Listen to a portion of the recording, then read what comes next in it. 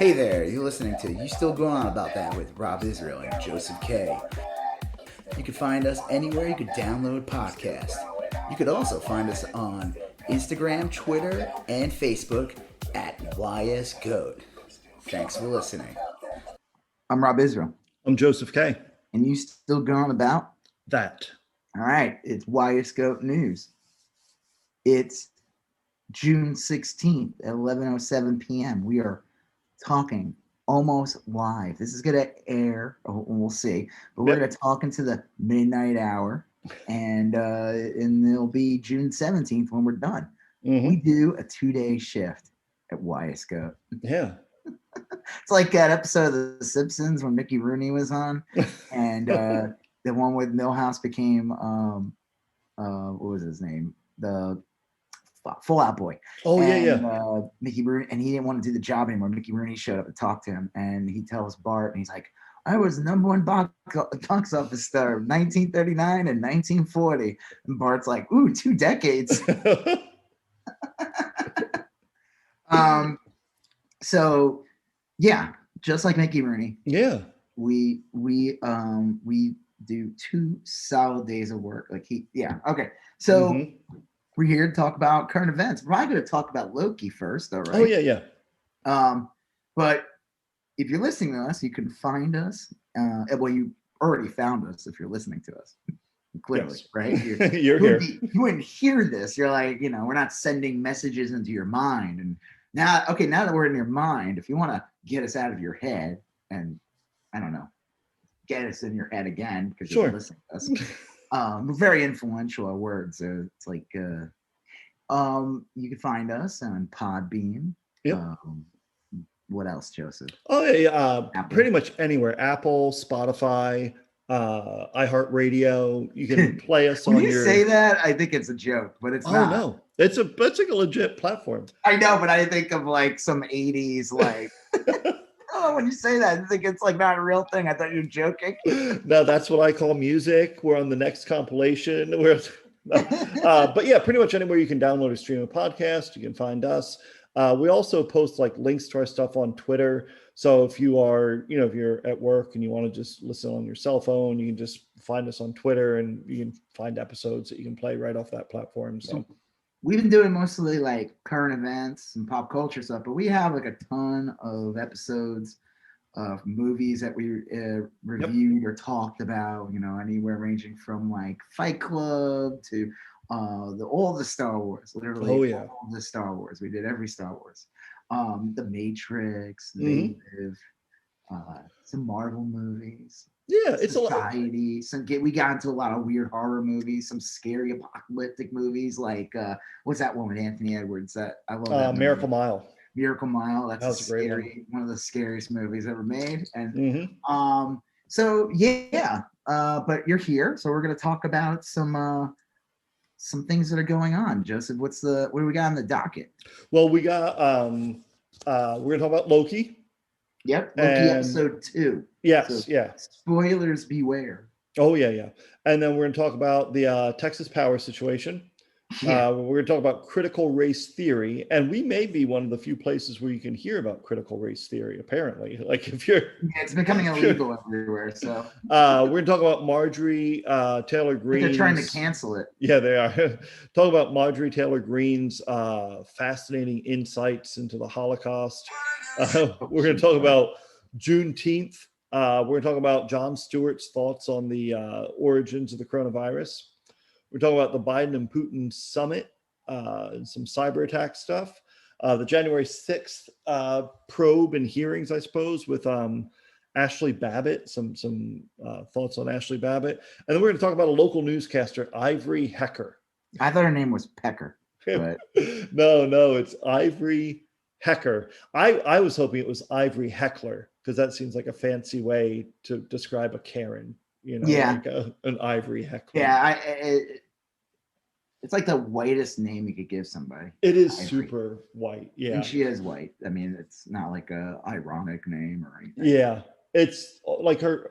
It is it's like Tom Cotton, like her. Yeah.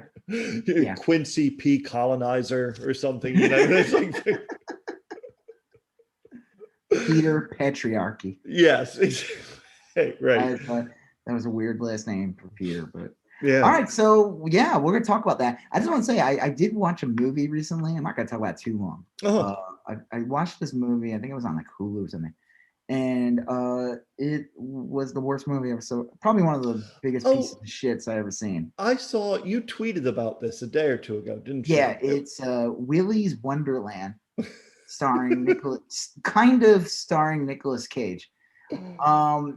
I mean, if you'd said like, "Hey, do you want to see a movie about like what do they call that? Fucking the rat pizza. What was it called? Pizza Rat? No, not Pizza Rat. The fucking play the ball pit the kids go to. Chuck E. Cheese. Chuck E. Cheese, yeah. And then there's like there was some other pizza places. Showtime big in the or 70s. something. What? Showtime, wasn't it? Or Showbiz? Something like that. Yeah, and they had like the animals and they would do songs and stuff, the animatronics. And I mean, we've seen this already with like Five Nights at Freddy got really big. And that basically was kind of a ripoff of Chuck E. Cheese in a way, or an homage. Mm-hmm. And this movie, they've been supposedly working on a Five Nights movie. But like in the meantime, all that movies and like development hell or been worked on, I have no idea.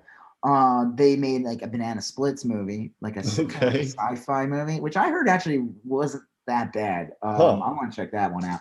I mean, it's revealed that they're like monsters. Banana Splits was like that's like early 70s. Yeah, right? Was that part of the Sid and Marty Krofft? I don't think it was Sid and Marty Krofft. Yeah, it sounds like in that era and genre, but it's not. I don't think it's. I'm pretty sure it's not Sid and Marty Krofft. I think it was like Hanna-Barbera or something. Okay. But so this Willy's Wonderland, it's like they just squeezed this turd out. It is like it was just a shitty. Like it was just bad. And spoilers. I mean, I hate to spoil this movie. I don't know how you can, but they must have like worked out a deal to get Nicolas Cage to star in this movie. That like they must have paid him whatever he's supposed to get on like a low budget movie. I'm sure he has like different fees, but they must have gave him a discount because he has no dialogue in this movie. Oh, okay. He literally says nothing. He screams a little bit here and there. It was just bad. It was just it was not. It was like I don't want to like get into it too much. There's like so many other things to talk about. Right. I just like don't listen to anyone. Like the best way to describe it is there's bad movies that are good. Like there's bad movies that like it's like John Waters, his early ones and everything. Expertise in making bad movies that are enjoyable. Some of the trauma movies are like that. There's like legitimately. Oh yeah. I mean, fuck. Even like. Then there's bad, movies that appear to be bad, but they're not. They're actually amazing. There's tons of movies like that, like some of like Peter Jackson's early work, or yeah. Meet the Feebles or Brain Dead. Yeah, Brain Dead being that, or whatever the Dead Alive I think was the American version, or even early Sam Raimi with like Evil Dead or Evil Dead 1, Evil Dead 2. I mean, like, but then there's this like there's just stuff that's just bad.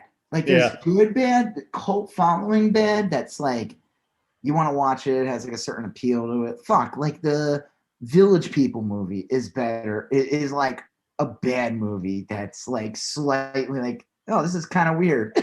Yeah, you can't like stop the music. I want to watch like what? Was it You Can't Stop the Music? There's still something there. Like, but this is not. There's nothing there. It's void of like anything. It's like they made it for like $10. Clearly, all the money went to get Nicolas Cage, and like I said, on paper, it's like a great poster. It's him, and he's fighting these robot things, and it is like it's shit. Like I've watched enough horror movies for years to know the difference between like a movie that's supposed to be like a cult movie, or will turn into a cult movie, versus a movie that's like just garbage. Like remember the Snakes on a Plane thing? Oh yeah.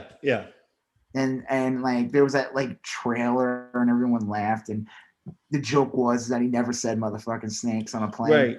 Right. Somebody like added that or edited it or just said it, and it like blew up because of that. And the people who made the stupid movie were like thinking like, oh yeah, this will be like a cult movie. And they literally advertised it like a cult movie. And I guess it worked on some people, but it was a shit movie. I Yeah, mean, it like, was it a was trash. Like, bad movie. and I don't mean like it's funny. It's like, okay, street trash. That's a good bad movie. Like that's a Yeah. horror movie. Society is a good bad movie. There's Oh yeah. elements of Yeah. it that are like, oh yeah, there's something else going on here. Like, did they get the budget they want? Did they get all the actors that they really wanted? No, but you know that there's something there. Yeah, they had something to say, and This there's enough interesting ideas to make it work. this movie was just fucking terrible. Yeah. I don't know what IRS bill that Nicolas Cage owed, or if he wanted to like he wanted to get like a expensive comic book that he had in mind, or He had his sights on payment. ROM number one. He had his sights What? on,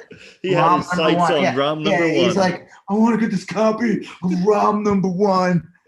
Fine, I'll star in your piece of shit movie. What do I? But here's the deal. I don't say anything. I don't speak. Do you emote? And the writer is like, well, will you emote? Will you do anything? Like, will you show some kind of emotion? No, I will do none of that. I will just show up and I will fight, really badly fight mechanical robots. Yeah. And no, it was garbage. I know what you mean. We've talked about this before. Like, there's a guy who had a website named Criminy Pete, and that was his whole way of reviewing movies. Is he divided them up into good movies and bad movies, and then you could have good movies and bad good movies, and you could have good bad movies and bad movies. It was like a little matrix. Yeah. It made perfect sense, you know. And so Criminy Pete kind of like nailed that one. And it sounds like Willy's Wonderland would have been a bad movie. Yeah, it's trash. And I don't even think that's the right word, trash, because trash could almost sound like a compliment in some way. I'd say garbage. Garbage is a better word. Yeah. Trash could be like trash cinema. Like John Waters or something. Trashy. Yeah, that almost is like, makes it kind of cool sounding, actually. Garbage is the best way to describe it. Like, it's like thankful. Like, I remember when it first came out, you could have bought it, and for 1 second I was like, ooh, I want to see this. And thank God I did not spend $20 on whatever it cost at the time. Yeah. But I regret what it was. Just, yeah, it was like Sharknado is better than this. Yeah. Well, that's too bad. All right, well, let's talk about something better. Oh yeah, Loki episode 2. I watched spoilers for Loki episode. Oh yeah. Now, you watched it right when it came out, right? Like, yes, I even though I'm like falling asleep, so I ended up watching it later. That's what I did. I watched it in the morning while I was getting ready for work and everything, and I missed a whole bunch of it. You know, like, I watched probably 95% of it, but I was intermittently going in and out of the room and doing stuff. So I rewatched it this evening, a couple hours ago, and it was really, really good. It was probably the one of the better Marvel episodes I've seen lately. Yeah, like, this was definitely like, I mean, episode 1 was good, but episode 2 is like, they've done such a good job with these shows, and that like there's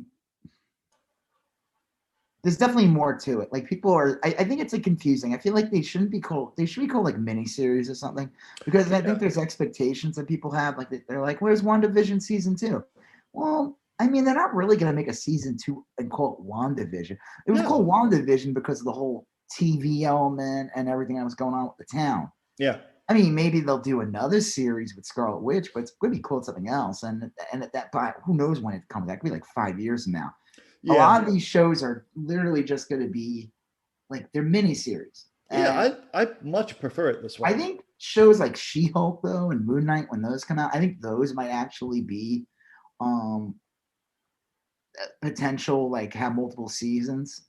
Sure. Because those are like shows that are not going to be taught. Like, they're shows that kind of exist on their own. Like, these 3 shows that we're watching now, like Loki, we saw Falcon and Winter Soldier, and we saw WandaVision, is that they're really like sequels to everything that happened after Endgame. Right. They're like, all within the movies. The MCU, universe. Right? Yeah. It's almost like, here's these movies that we want to do with these characters. We're not sure if they're popular enough to do a movie, but we also want to tell like a bigger story. And also we have this new Disney Plus thing, and we want people to pay us money every month.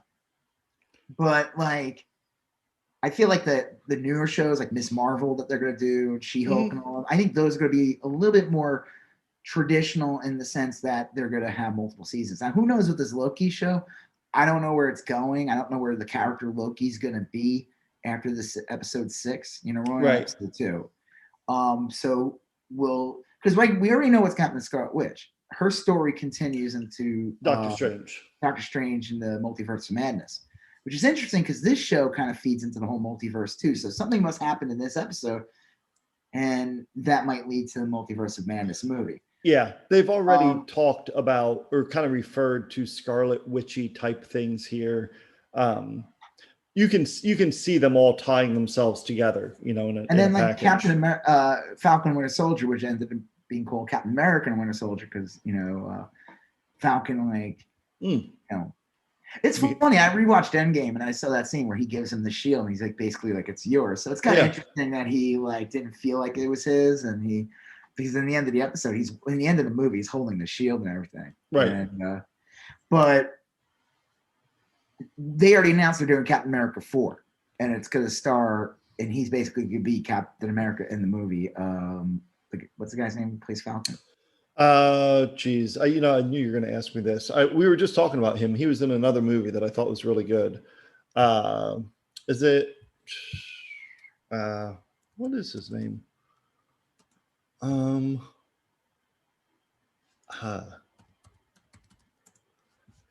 want to say Sam, but that's like Anthony Mackie. Yeah, Anthony Mackie. All right, yeah. So, yeah, he's going to be. So, like, will they do another Captain America or Winter Soldier series? They might. I don't know, but I think like these shows should be just like enjoyed as miniseries. I think. I guess they didn't want to call them miniseries. But what are they calling them? Like special events or something? They're not calling. They're just calling it. Yeah, they're calling limited it series. Show. But I feel like people. They're not though. They don't ever say limited series. So I think they're like people like, when's WandaVision season 2 gonna come out? And it's like, if it does, it probably won't be for like 4 or 5 years. I mean, these shows clearly cost more than regular TV shows. Oh yeah. But they're so entwined into the overall MCU. That's why I'm saying, like, I wouldn't be shocked if like Moon Knight or She-Hulk or any of those shows, they're part of the MCU, but they could kind of exist on their own. So there could be like 4 or 5 seasons of She-Hulk or something. There could be 4 or 5 seasons. I like it too that you can kind of mix and match them. Like you could see a series next year or something that basically has Winter Soldier and Sharon Carter, and Captain America's not in it, and it wouldn't be season 2, but it would carry over some of the same themes and some of the same characters. Call it the show and the Winter Soldier. Yeah. Like when Laverne and Shirley, was it Shirley left? And it was Laverne in the at last season. It's kind of sad. Yeah. She was like, Shamil. And then she just did things by herself. But I guess their big ragu was still there. So everybody was Carmine. Yeah. Yeah, I mean, like but here's the thing too, like Miss Marvel's she's getting her own show. That girl, the character of Miss Marvel. Yeah. But that also leads into the Marvel, the Marvels or something. I think that's what it's going to be called. That's what basically the sequel to Captain Marvel is going to be called, The Marvels. Oh, okay, sure. Something like that, because she's going to be in it supposedly, and. I don't know. Well, I mean, like, I'm enjoying them. I mean, who knows what they're going to do with those? I mean, these shows, it's interesting because, like, these shows all kind of got a little delayed. I think Loki, in the end, ended up coming out at the time it was supposed to come out anyway. Okay. Or maybe, like, a little later. But, like, Falcon Winter Soldier was supposed to come out last October. Right, Because of COVID and everything. And WandaVision was supposed to come out afterwards. And then Loki was going to come out afterwards. Yeah, which probably would have made more sense because Falcon and Winter Soldier is probably the most conventional and easy to understand of the 3 we've seen so far. Well, it's like the most to a point, grounded. Yeah, exactly. Like they're not, and that's why it's interesting because it's like, it's kind of funny. I was like, when I was rewatching Endgame recently, I was thinking about like how they never mentioned once in Falcon and Winter Soldier that like they fought like a massive Lord of the Rings kind of army. Yeah. Like Thanos had like, remember, like they had their giant orcs that they just like let out. And Yeah. Monsters from like the first Infinity War movie, and then The Shigari or whatever. Like they never the like Falcon and Bucky never once said, yeah, like, hey, remember when we're in that like hell world for a minute, and we were like, we just woke up, woke up from being in dust, and we were like, okay, now we're opening up portals and yeah, pretty anticlimactic. Now we're fighting like 3 dudes. We're fighting a 9-foot purple god dude. And remember when you held Rocket Raccoon? And they like totally didn't mention any of that, and that's, which I found kind of interesting. Yeah, which is fine because it, they're talking about like, they had Isaiah in it, and they like it felt more grounded. Yeah. WandaVision's where it got to be really weird, and like WandaVision was definitely like an artsy kind of like real the almost first couple episodes. Yeah, it was very even towards the end. I mean, I guess towards the end it was like more conventional, but it definitely felt more like a Marvel. The last episode definitely it became like a typical MCU movie in the end. But Loki, now who knows? It could end up just the same way. But Loki it feels really different from the other two. Yes, yeah. I don't think Loki's gonna be just turn into an MCU movie in the end. No. This I really liked this episode. Episode 2. Episode 1 was just fine. I thought a lot of episode 1 felt like telling me what I needed to know to understand episode 2. And I got a little impatient with that. And I was like, did I need an hour of this exposition? I liked it because I liked the characters and the actors and all that. But there was so much to see and to think about in this one. They handled time travel pretty well, which is usually pretty hard. It was funny. It was serious. I mean, there's a lot to go with. Well, I like the whole, like, when they were talking about the theory about like hiding out, like how someone want to hide out from the time variance is like, well, you go to a place where the world basically where there would be no survivors because so that scene when they go to Pompeii, I thought that was awesome. That was great. The scene where he's arguing with Miss Minutes was awesome. Yeah, that thing's the episode began at a Renaissance festival in the mid 80s. Yeah. I saw some idiot on Twitter who was like, "Oh, that was Agatha Harkness." I'm like, because there's like this one scene with this actress, and she like says you're supposed to be in costume or something. Oh, okay. That wasn't Agatha Harkness. I know I've seen that actress in a bunch of things. Yeah. I know, but I'm like, they would have just de-aged or had her in it. They would. Why would they get a different act? Yeah, that's stupid. Well, I guess we'll talk about like this will get real spoilery here in a second. So you give you a second to pause and maybe jump ahead a minute if you haven't watched it yet. But have you heard the rumors and speculation about the other variant Loki? The woman? Yeah. I don't think okay, here's my theory about it. I don't think she's supposed to be Loki.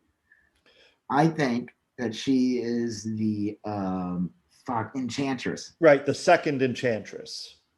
Well, who's the first Enchantress? Well, I had to look this up because apparently Enchantress, there was an original Enchantress that was Thor's enemy and was modeled after the Greek god or whatever.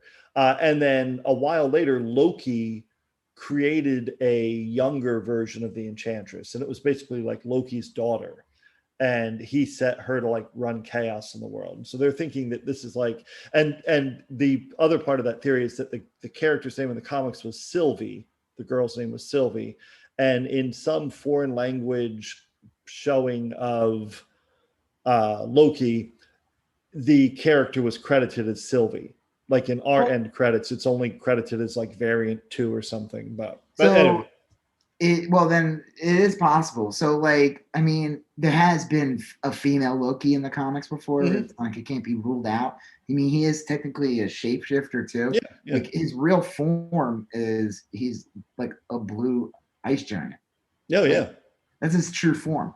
I love the scene in it when they're going over all the variants they ran into, and I love there was like this big like Hulk-looking Loki, and like he's just like looking at me. He's like, "What?" And I guess they've had a lot of issues with Lokis. It's been revealed. Like, yeah, that's funny. and then it's like, I think you were talking about this, is like, is he a variant? Well, in a way, he is, because the reason why he's there is because he grabbed the stone and totally fucked. By doing that, he totally fucked up time, because he's supposed to die. He's supposed to get killed by Thanos. Even though there was always my confusion about like Endgame but they kind of bring that up with like different realities. Well, Thanos finds out like in 2014 Earth time about basically that all the stones are together, right? Yeah. Way in advance of Infinity War, like 5 years in advance of Infinity War, and he gets Nebula to take the ship and bring it in, and that's when the ship opens up, and because she had like the Pym particle, it was like small, right. And then basically that's how they were invading, but like that everything was out of whack, everything's out of time, and then Iron Man, kills him in the end, but he killed that Thanos, but the other Thanos still was able to collect all the gems and make half the people disappear. Yeah. But they kind of explain that early, that like you can't change the present or something. Like whatever actions you do, it'll end up just creating another timeline. Yeah. And it'll fuck up. I think that's what happened. And the movie Primer, which was this great time travel movie by Shane Carruth, they filmed it in Plano, Texas. Okay. But that handled it so well. And I think that's what they do here, where like Loki, like, okay, so Loki's in the regular timeline, and then he pops out of existence, right? Like when he makes his escape. Now he's in a new timeline, because eventually in our regular timeline, we've seen what happens. Loki is back and he's eventually killed by Thanos. But now the Loki we're watching here is a variant. So he has a future that could be separate from the future that the Loki we know is gonna kind of. Well, that's my thought, is that at the end, like you could theoretically have this Loki die, theoretically. Because, but the other problem is the other Loki's dead too. Yeah, well, the other Loki we know is going to die. But if the MCU wants to keep Loki in future endeavors, you can just make this Loki the new Loki. He is. As far as I know, he is.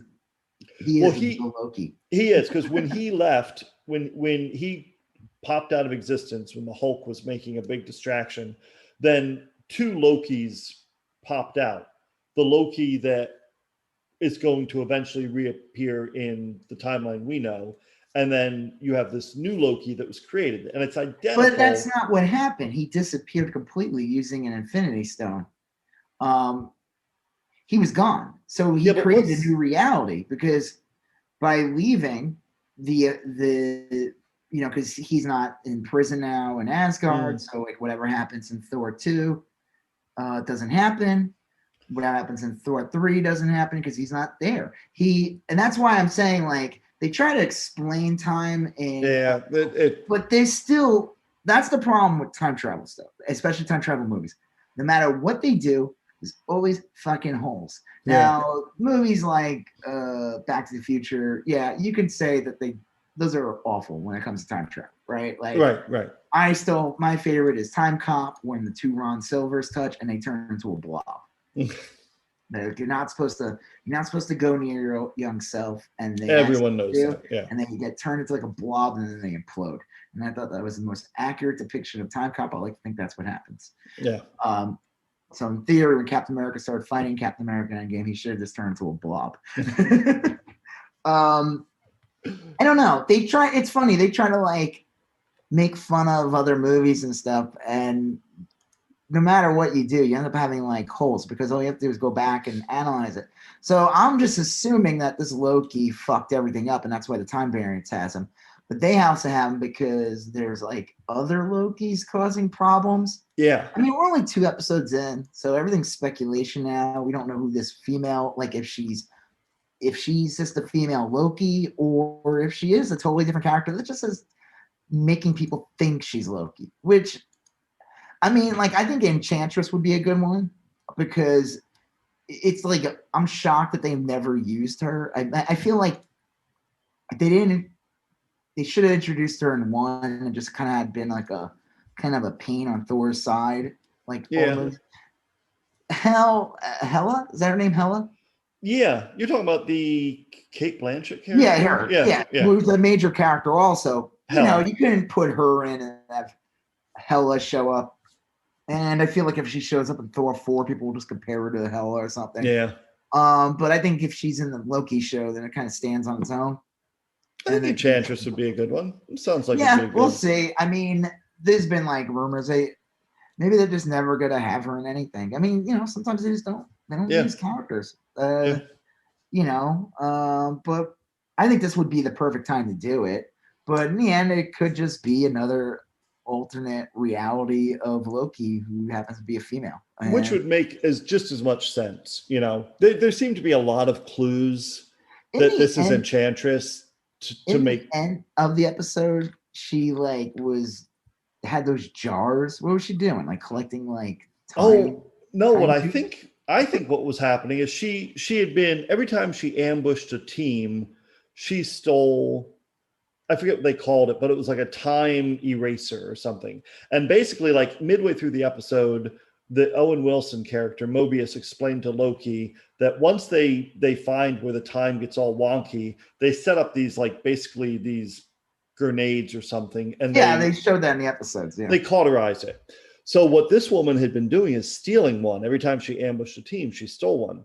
And all those little doors she set up, someone said she was like bombing the timeline. And so she was just randomly bombing. That's why in the end on that computer, that like cool looking screen, it showed the line. The whole goal is to keep that line straight. And it was going like bananas. Yeah, she unleashed 6 or 7 different timelines or something. Yeah. So I mean, I think the show is awesome. I like the whole thing too with Owen Wilson. I think we should trust Loki. Yeah. Yeah, dude, you're in for a big surprise there, buddy. And he likes jet skis. So that's kind of cool. Yeah. I still don't understand what the hell they all are. I do like when they're talking about who their makers are, and he's like, "You really think 3 time lizards created you or something?" Yeah. And he's like, "Your dad Odin, is a god, or you believe that?" Sometimes he's like, "I know I exist, therefore I'm real," and it's it breaks it down. I almost think that. Loki's obsessed throughout the episode of he wants to meet the timekeeper. Those 3 the statues and things you see. I like in that one office of the one woman who was they kind of showed her as a judge in the first episode. She had these interesting statues of them. In the background. I'm almost thinking that they don't exist, or if they did exist or they don't, they're dead. They're right. I think they're long dead. I don't think there's going to be a scene where Loki's talking to 3. No, magic lizards. I think that they're long gone, or maybe they never were, and that was just a story they used to But again, what is this? How is it operating? It operates in its own. It's it's outside of the timeline. I wondered. Mobius could be 1 million years old. You don't even know. Right, and he even said that. He said time works differently here. And do you remember that scene in the beginning where Mobius is in Renslayer's office and he's like, "I don't remember giving you this," or this must be from another agent of yours," or something like that. Do you remember that scene? I wonder if they're all fucking variants. You know what I mean? That scene seemed really weird. It was what is going on? What's the point of all this? Because it sounded yeah, go ahead. Yeah, well, he kept saying well, Renslayer was like, "You left all those rings there," and he's like, "Oh yeah, I guess I did. And I don't remember this." And she's, you know what I mean? It just seemed yeah, I think. I mean, obviously people forget things, but but that seems super on the that they kind of repeat, or they're on they live in a circle or some shit. Yeah, they're just on a loop, right? Because they're not regular people. No, they were created by the magic lizards, right? As far as we know. So we're only 2 episodes in. I don't know. I mean, it's great. I mean, Tom Hiddleston's great. I like the way it looks. I think this is. I think it stands out from. I think they did a good job of where each show kind of stands out from each other. Yeah. I feel like this one. I mean, people say it has like definitely has like a BBC feel to it a bit. Yeah, It sure. has like I don't know. I like it. I think again, you know what? There's people out there who just shit talk Marvel, and Yeah. that's fine. I don't care. You know Right. what? I like it. A lot of people like it. They do a really good job. I don't want to hear this bullshit and say that these other things are better. I'm not going to name them when they're not. They're Yeah. not. What they've done with the Marvel universe has never been. I'm talking about Oh, MCU. yeah, it's Has amazing. never been done before. Not in this level. Not in Nope. this level. The only thing that PB comes close even is like the Star Trek series. Yeah, actually, that's And a good one. Yeah. and that is like minuscule in comparison to what MCU has done in the past decade. Right. Especially with their movies, how they tie into each other. And there's holes in them. They don't all perfectly align as people think. You just forget. If you go back and rewatch them, you'll be like, "What?" It doesn't matter. Right. Yeah. They're not glaring holes. They're minor. But the shows, I think, take it to a whole nother level. I think Loki is. I'm enjoying it so far. I don't know where it's gonna go. I like the look of it. I like the way it's shot. Mm-hmm. You know, I love the whole when they went to the future. Yeah. And the thing was called like Rox Card or something. Yeah, Or something like Roxmart. that. Yeah. ROXX is for Roxxon, which is a company in Marvel. Okay. It's like the Roxxon Corporation or something. They're always like kind of evil. So it's kind of funny. The joke is like they must emerge with like Walmart or something. With Roxmart in the end. I do like the whole when they're talking about things. They're talking about like the swallows when extinct or something. Yeah. And Yeah. he's like, no, it wasn't. It was a massive deal. It like totally threw off the Right. entire Ecosystem. ecosystem. Yeah. It was completely fucked up because this like major. Was it a bird? A swallow? Yeah. Yeah. Yeah. Um, yeah, I don't know. It's good. Do you have anything else to say about it? I mean, do Not you have any really. This. speculation or? No, my speculation is that is that this will be like the redemption story we always kind of wanted from Loki. I do think Like Thor it's Ragnarok was kind of the redemption story. yeah, Maybe man, even that's Dark World was a little bit of redemption story from too. he keeps trying to have it. Yeah, no, I don't have any major predictions. I love it. I think it's great. And the only and this isn't even a quibble. It's just like Owen Wilson and he is great in this, but he's still like Owen Wilson. I can't get it out of my head that this is Owen Wilson. I know you see that, but he hasn't said, "Oh wow," he hasn't said that yet. True. So that's good. He True, might. true. I'm waiting for it. He's got to have like one contractual. Oh wow. Yeah. It is the least Owen Wilson looking Owen Wilson I've seen. I never really see him. He always has like kind of not long hair, but like grown out hair. Not like it's never really. You rarely see his hair look like this. It's funny. I think the only time I've ever seen him with like short hair was like Bottle Rocket. Yeah. Yeah. Like his first movie or his first movie with Wes Anderson. It's like I looked up the character Mobius M. Mobius, and they do a decent job getting him to look like that character. the guy with a mustache who wears a suit. Mustache wears a suit, so no, I love it. I will look forward to watching next week's episode, usually around 7 or 8 when I can finally get together and watch the episode with my full attention.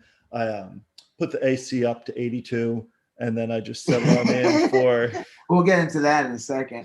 Yeah, I like to think. I think my prediction is almost like they could go a couple of ways here. They could just do it where Loki ends up going somewhere else in the end after he's done with this, or this we are literally seeing a totally different Loki character who will stay with the time variance people, and he will exist like he is. It'll be revealed like he's a variant. Oh, you know what I mean? Yeah, he is a variant, obviously, but and that Loki will emerge somewhere else, and it won't be the same Loki that we watched in the show.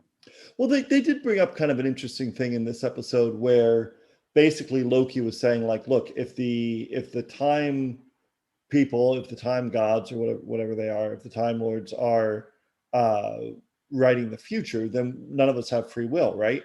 And Owen Wilson's like, oh, it's a little more complicated than that. But they never really resolved it. So I wonder if Loki, being like an agent of chaos, is like the explanation as to how people do get free will. Like, I wonder if there's some greater thing in there, which would be kind of cool, because like that's a little weird. What is this whole thing? He's looking for greater purpose or something? Yeah, well, that was the first episode's title, was like Glorious Purpose or something. So if he does something that kind of breaks then it's like, I don't know. Yeah. We'll see. We'll see where it goes. It's interesting. For sure. We'll talk about episode 3 next week. But you know what? Like you said, yeah. Like a good Texan, I put on my air. Yeah. At 82 when I go to bed. And I put it on at 78 during the day because I like to bake. Yes. Well, and I like to bake myself. I like sitting on leather couches with no clothes on, and I like to slowly peel myself off. I usually keep 2 spatulas nearby. Yeah. I like the noise. It's like, well, and I do it because ERCOT told me that it reached like 83 outside, and the Texas power grid started to fail again. Yeah, these motherfuckers. Here's the story, in case you haven't been following Texas Power. The saga, the shittier version of the MCU. So literally like 3 goddamn months ago, like 90 days ago, the temperatures were in like the single digits for a while, and the power grid failed. They said that we were like minus temperature feelings too. Yeah, they said we were like mere minutes away from like literally losing power in Texas for months. Like the whole state would just be some sort of Mad Maxian tire town for a long time. Like Bane from Dark Knight Rises show up, the shitty Bane. Right. Oh, people of Texas. It was that bad. I mean, like, people never really, they talked about it a little bit, and then they got the power back on and people kind of forgot about it. So, well, they forgot about it because Abbott used distractions and mask mandate like a week after it. So because it was revealed that, like, I'm sure there's people who knew that, but it got more mainstream attention that Texas is on its own power grid. Yeah. Basically avoid federal regulation. Right. The eastern side of the country is on one power grid. The western side of the country is on another power grid. And actually, it's like a matrix of power grids, which would mean, like, if Colorado goes down, then maybe it can suck off of Montana for like a little while. Like, there's these redundancies. Sucking off of Montana is what Colorado does best. About time freaking Whitefish gave back. Whitefish can suck on that Whitefish teat. So, but Texas is different. And we almost crashed our power grid. And then shortly after that, to be clear, we were lucky. We didn't lose power. We were lucky during the storm. All the horror stories that we'd heard, people lost power all over Texas for like a week. People died during this. This is like, I don't think people realize how severe. People lost houses. Houses were destroyed. Pipes exploded. Thousands of dollars that people probably don't even have. Everything destroyed. Power never fully came back on. There's still areas that were like struggling weeks later still. We were like relatively minorly affected. I still had $500 or $600 worth of damage in pipes. Oh, you had that issue with that exterior outside, pipes. Right? Yep. What? Yeah, it was an exterior pipe burst. So that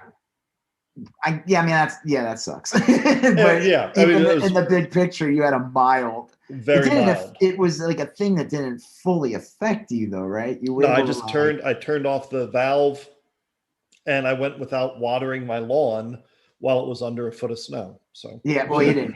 You don't need to water your lawn when it's 10 degrees out, or you'll have some nice ice sculptures. Yeah, it was freezing. I mean, people died during this. Like, I don't think people realized how bad this was. And this was 90 days ago. And in the last 90 days, Abbott and the Republican legislature have gotten rid of mask mandates. Yep. banned critical race theory, Yep. banned most types and access to abortion, Heartbeat bill. Yep. done the heartbeat bill, went Tackling after trans kids. trans children, went after voting rights, did all making guns like Yep. even more easier to get. That's supposedly and they didn't do a goddamn thing about the power grid. It's not in their interest because everyone in the Republican Party in Texas is really a fossil fuel lobbyist. Yeah. Well, they all are. Like, they're fracking lobbyists, they're power, what did they do? What was the thing they did during the during the storm? The first thing they did when the power failed was Abbott went on TV immediately and blamed the wind turbines.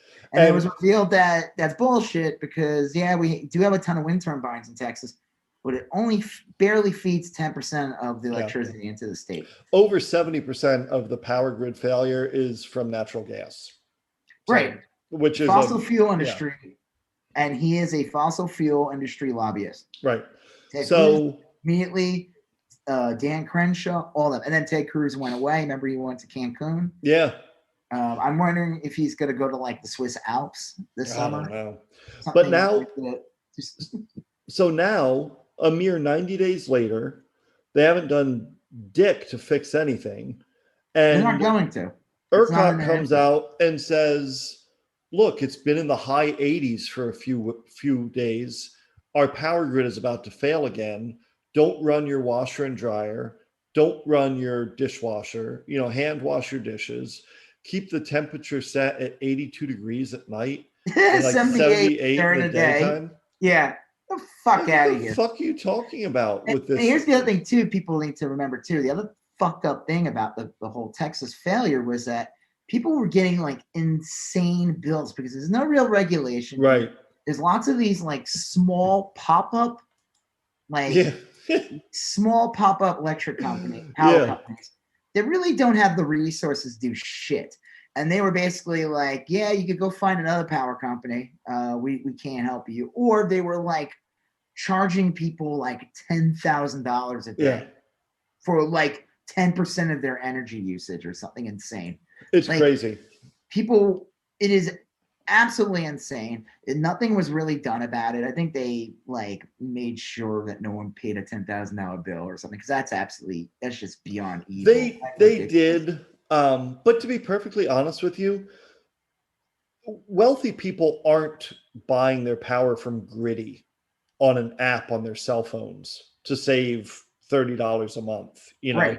Wealthy people just find the local power company, pay but wealthy people also don't want to pay 10 grand. But I don't think they have to. I think that those instances of people being grossly overcharged for power I think those disproportionately affected poor persons. Of course they did. That were trying to cut costs in the summer or winter.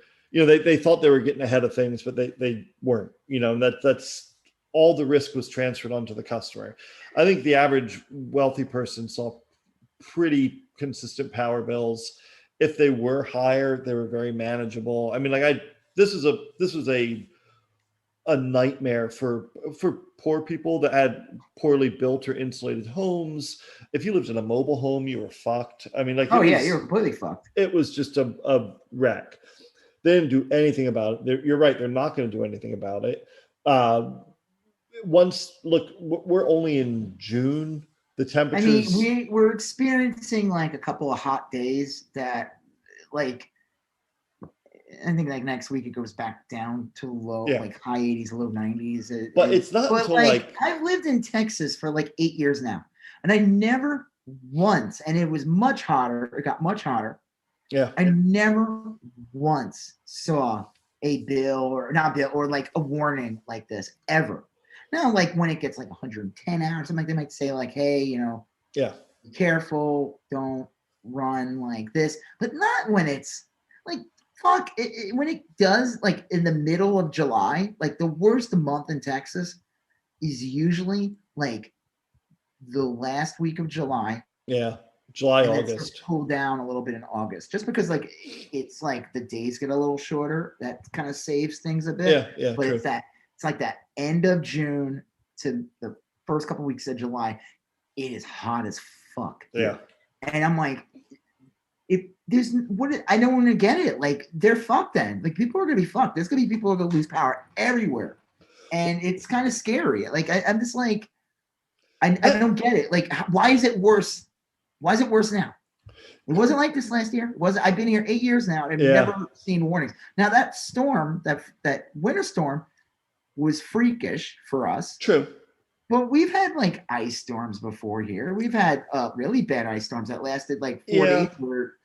I don't know this, and this is just a guess. I haven't read this anywhere, but my guess is that they probably used to employ a whole bunch of people that would put eyes on pipes and manually look at things and shit like that. And over the years, they started outsourcing and automating shit. And now they have a workforce that used to be like 1,000 people, and now it's probably down to 150 people. And that's great when everything's going well.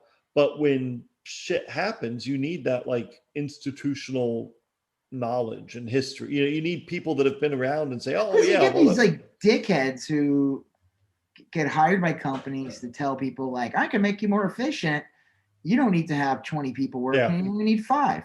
Right. And leaner and meaner. They like to try, and it ends up like yeah, sure, you probably could shave off like 3 or 4 people out of those 20, but you shouldn't just be 5 people. Right. That's where the problems start. I don't know that that's what happened, but I'll bet I'm just saying in general, like any company, anytime I see this happen, there's always this asshole come in and be like, well, I designed an app that can do this. Right. And it's like this false efficiency thing, Well, that's what like Gritty was. Like Gritty was everything. It was app based, and we're buying power off a grid and selling it. And I'll bet you it was just like 3 or 4 guys in a dorm room, that like got some venture capital funds, and then they ran with it. And the whole operation probably had like 8 employees and was run by a computer and like, I don't know, Lagos or something. I mean, it all that shit is just real sketchy. And I don't know, but you're right. This sort of thing, I never used to hear about it happening. And I lived in Florida. And then what's the excuse here? Because we heard the excuse was just like, well, Texas can't handle things, and like, what do? You're going to blame the wind turbines during the summer? Yeah, you're not going to make any sense. The wind like, what's your excuse here? You can't say anything about the wind turbines now. Yeah, I mean, that was a bullshit excuse back then, but you can't say anything now about it. No. So what they do is they'll just ignore it. They'll just ignore it, and they'll just they'll go on about cancel culture while trying to cancel critical race theory. They'll go on about all this other stuff. They don't fucking care. They don't care. They don't take any consequences at all for their actions. They don't have to. They could go on their right-wing media in their little bubble. Ted Cruz could go on TV. Did you see that thing where he was like pledging allegiance to the flag? So it's like, weird. Go fuck off already. That must have been another one where they all got a memo that morning, because I saw a bunch of those shitheads on Twitter. Marsha Blackburn and stuff was like talking about how much she loves the flag. It's just like, what, you fucking weirdo? Go fuck the flag. Yeah, right. Weird old glory fetishist. Yeah, like go literally take the flag, shove it up your ass. Like, seriously, like, I mean, like, no offense to the flag and everything. Right. Yeah. I mean, like, I want to make sure you're clear. But you know what? It's the end of the day. Take that fucking object and shove it up your ass. Like, because that's what they do every fucking day anyway. That's what they do anyway. These people endorse the January 6th attack on a nation's capital. Right. They don't give a fuck about the flag. They don't give a fuck about the flag. They don't care about grotesque. The flag. They're repeating talking points for Putin all the time. Like, it is, fuck these people. Yeah, Ted Cruz is a piece of shit. Greg Abbott's a piece of shit. They're not. I don't think it would be in Greg Abbott's best in his interest to have a power outage during summertime in Texas. I think that if people were forgetting, the end of February here, early March, they're gonna remember it again, and they're gonna. Well, The difference between a power outage in the winter is in the winter, everyone stays at home. You got a power outage in the summer, everyone's in the streets. And this is like right after he said anybody can have a handgun. Like that's I was like, is he what? So people kill each other over water? Yeah. I mean, it's like, well, you just don't want a bunch of hot, cranky people. Oh, heat stroke? People get like crazy in the heat. Well, and people get angry and violent. Like crime always goes up in the summer for a bunch of reasons. Kids are out of school. You can be outside of the home more often. The temperature. I mean, it's just like a whole. Literally, the temperature is rising. Yeah, the temperature's rising. People. I mean, it's one of those things, you know. A lot of like that's even like a movie trope is like Romeo and Juliet happened on the hottest day of the year. And in a lot of movies, you'll see like riots happen. Riots happen, and that like Do the Right Thing. It was like this oppressive heat, and people are sweating, and I mean, like I don't know. It's just a truism that like shit happens when it gets hot. I just don't get what. Like, are they just trying to get ahead of themselves? I mean, but like, no one's gonna put their air conditioner in 78. No one's going to. Yeah. No one's gonna do that. No one's gonna be like, oh yeah, I'm gonna suffer. No, fuck, no one. Well, like, and here's the thing too. You're not saving anything on your electric bill because what will happen is your AC will just probably run all the time at 78. Yeah. Well, the irony here too is that like the notion that everyone would do that, it only works if everyone does it because then we use less power. But that's the same logic as telling everyone to wear a mask. It's the exact same thing. It's like, hey, if we all put it at 78, then we can get through this more quickly and go back to living a normal life, which is the exact same logic of wearing masks, But like, why are they? What do they think that it's a good idea to do this, but not the mask? I mean, it's just it's funny because the mask thing, at the end of the day, to them, they were just like it was easy to politicize, and it's this piece of fabric or a piece of like medical paper or whatever above your face, and it was very effective and it worked, and it was a very, very minor inconvenience. I still wear one. I'm going to still wear one especially until my son is vaccinated. I'm not sure, but this is something completely different, and I think the assholes who refuse to wear masks and everything like that, whatever. But they know these people are not lizards. I mean, some of them might be lizards, but no matter what their political thing is, if any motherfucker who says that they're okay with it being 78, they're like an Abbott or GOP supporter or whatever, they're lying. They're fucking lying. Yeah. They're fucking liars. They keep their house on. Bullshit. They'll let the house go to 78. They'll put some stupid TikTok thing, and then the minute the video's over, they're gonna turn their fucking AC down to 72. Like in the summertime in New York City, I remember one of the things they would tell people, and it was true because there was millions of people living in a very concentrated area in the heat of the summer. They at 5-6 o'clock, that was the best chance for brownouts and everything because everyone came home from work, and the first thing they did, they turned on their AC. The other thing they would tell people during the summertime is like, hey, don't leave your AC on when you're not home. Like people would do that. They would leave it so they could walk into their little icebox apartment. And I get that. But to tell people, first of all, like I said, my upstairs AC is like literally on all the time. It'll stay on 72. If I put it on 78, guess what? It's probably like, will it shut off at night? Yeah, it would shut off at night. It'd be hot as fuck up there. And it would be on all day anyway. So really not saving any electricity. It's not going to shut off. Oh, yeah. No, I didn't. And again, I didn't mean to imply that like we have this moral obligation to keep our air. No, I'm not saying you. But like I know what you're logic, the logic that they're using, this shared sacrifice. Right, yeah, exactly. It doesn't make any sense. This together when these motherfuckers were telling people, hey, you don't have to wear a mask. Yeah. You don't have to get vaccinated.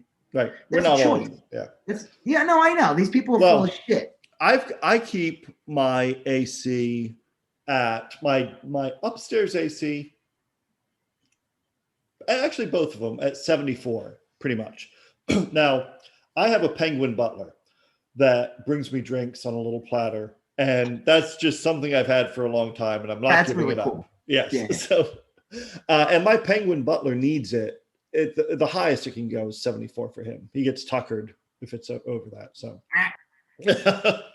Oh, there he is. He just walked in. Right. So what do you keep? What do you keep yours at? Like at 69, dude. I was gonna say that's where Ted Cruz keeps his AC on 69. Right. Yeah. I don't know. It ranges. I mean, probably lower than I should. Lower than you. It ranges. Upstairs, at night I'll raise it up a little bit. Like I said, at night I shut the AC downstairs because the stays generally cool. It's the upstairs that sucks. But I mean, my 72 wife 72 on average. Yeah, my when wife. I leave the house, I'll turn it to like 75 or something. I'm usually because I'm the one that pays the electric bill. Because we have dogs at home, and I don't want them to die. Right. Well, Amanda usually tries to keep it around 70. Wow. Wait. It's usually the reverse. Yeah. Yeah. Usually it's the men that sweat. Yeah. I don't know. I mean, I don't know. I don't mind. I like colder weather. You lived in Florida. Yeah. 74 is probably like fucking winter to you. Florida's like humid as fuck. You're probably like, it could be like humid as hell in your house. You'd be like, oh, this is fine. I'll tell you, man, Florida, when sometimes when I worked in LaBelle, Florida, I lived on the Gulf Coast, and I would it was like an hour drive to work. So I'd leave like no lie, I'd leave like at 6 a.m. And I would walk out at 6 a.m, and it was like walking into the breath of a giant Saint Bernard. I mean, it was like this just big wave of sticky heat, and you'd hear these weird fucking bugs everywhere and shit. It was a swamp. I mean, like literally a swamp. So. It is literally a swamp. Yeah. Didn't like somebody say something about Florida, and they were talking about like, I don't know if it's like Sean Hannity or something, talking to like DeSantis, talking about how the infrastructure is better in Florida. And I'm like, are you sure about that? Yeah. It was like Benjamin Dixon I was listening to or whatever. And I think he said something like, maybe a Disneyland World. Yeah. But that's about the rest of the state. Get the fuck out of here. Well, that fucking that guy's a piece. I'll tell you, in South Florida, I lived in the southern part of the state, and there's only like 7 or 8 feet of land. And then under that is like salt water and like aquifers and shit. So you can't bury anything. You can't have basements. Sometimes you can't even dig a pool because you like hit ocean or something. You'll have a pool. Yeah, it's like you'll have a sinkhole. Unreal. Yeah, seriously. So they can't bury power lines. So all the power lines are above ground. And I'll tell you, man, in Florida, I would routinely lose power. I lived there for like 20 years. I would routinely lose power several times a month for extended periods of time. And over the summer, when we'd get like storms and shit, it wasn't uncommon to go without power for a day or two. I'm not exaggerating in the least. I mean, it was. No, I would lose power in New York a lot, and it was above line power. Stunning. In the summertime, in the heat, worst part of the summer, we lost power in Astoria for weeks. Thankfully, we lost only just for like 4 days, but there were parts of Astoria that was out, and Bloomberg didn't give a fuck. That's why, again, when that guy was running for president, I was like, fuck that guy. Fuck him and his penguin trash. That guy is fucking trash. Yeah, I mean, I don't get it. We'll see what happens. It gave me like a really bad feeling. It gives me like unnecessary anxiety. Like, I know any day the power can go out at any time and anything. Like anything we do in life will have disruptions and stuff. But this is just fucking ridiculous. It is. This is just ridiculous. It's like it clearly is a failure of the system. It's clearly corruption. It's clearly like they know they can get away with it. And Texans are not gonna. Everyone's gonna be affected by this. Yeah. And I think it would be not in Abbott's best decision. Like if there's a power outage in Texas and it lasts even just a couple of days. Yeah. It's gonna be fucking chaos. Well, and you can't. People are gonna die. People are going to die in the summertime. It's recent enough so that like people are like, well, what did you do? You knew. I mean, we all saw this. We all saw what he did. They Yeah. went after trans kids. They Yeah. went after critical race theory. They went after, they Fucking wanted to unreal. make it easier for people to get guns. They tried getting rid of democracy. They literally tried getting rid of democracy, and they're going to try again. What else nonsense did they do? The heartbeat bill. I mean, all they did were these dumb right-wing current day right-wing grievances that really don't affect anyone except like the people they're harming. That's it. It is bizarre. You know, it's complete bullshit, and they did nothing about the power, and they're not going to. And the reason why is because they are all fossil fuel lobbyists. Yeah. The entire Texas GOP, Dan Crenshaw, is a lobbyist for the fracking industry. Yeah. He's not an actual politician. Greg Abbott is literally a lobbyist for the fossil fuel industry. Now, someone will say, Rob, how do you know that? I'm going to say, well, I don't. It's an argument over. No, it's a known fact that Republican politicians usually have very strong ties to oil and gas. Now, there's Democrats that do. Sure. But it's usually the Republicans. Yeah, and George in Texas, W. Bush and Dick Cheney were really lobbyists for the oil industry. Yeah. They were such lobbyists for the oil industry that they destroyed the electric car from happening in the early 2000s when it was most needed in our society to prevent long-term environmental chaos.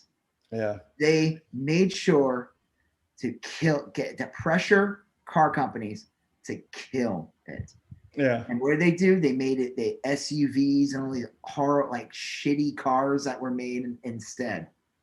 Go ahead. It is weird. I remember hearing about that, and there's been a couple instances where we were maybe coming close to having an electric car, something that would work. EV1. I did a college thesis on it.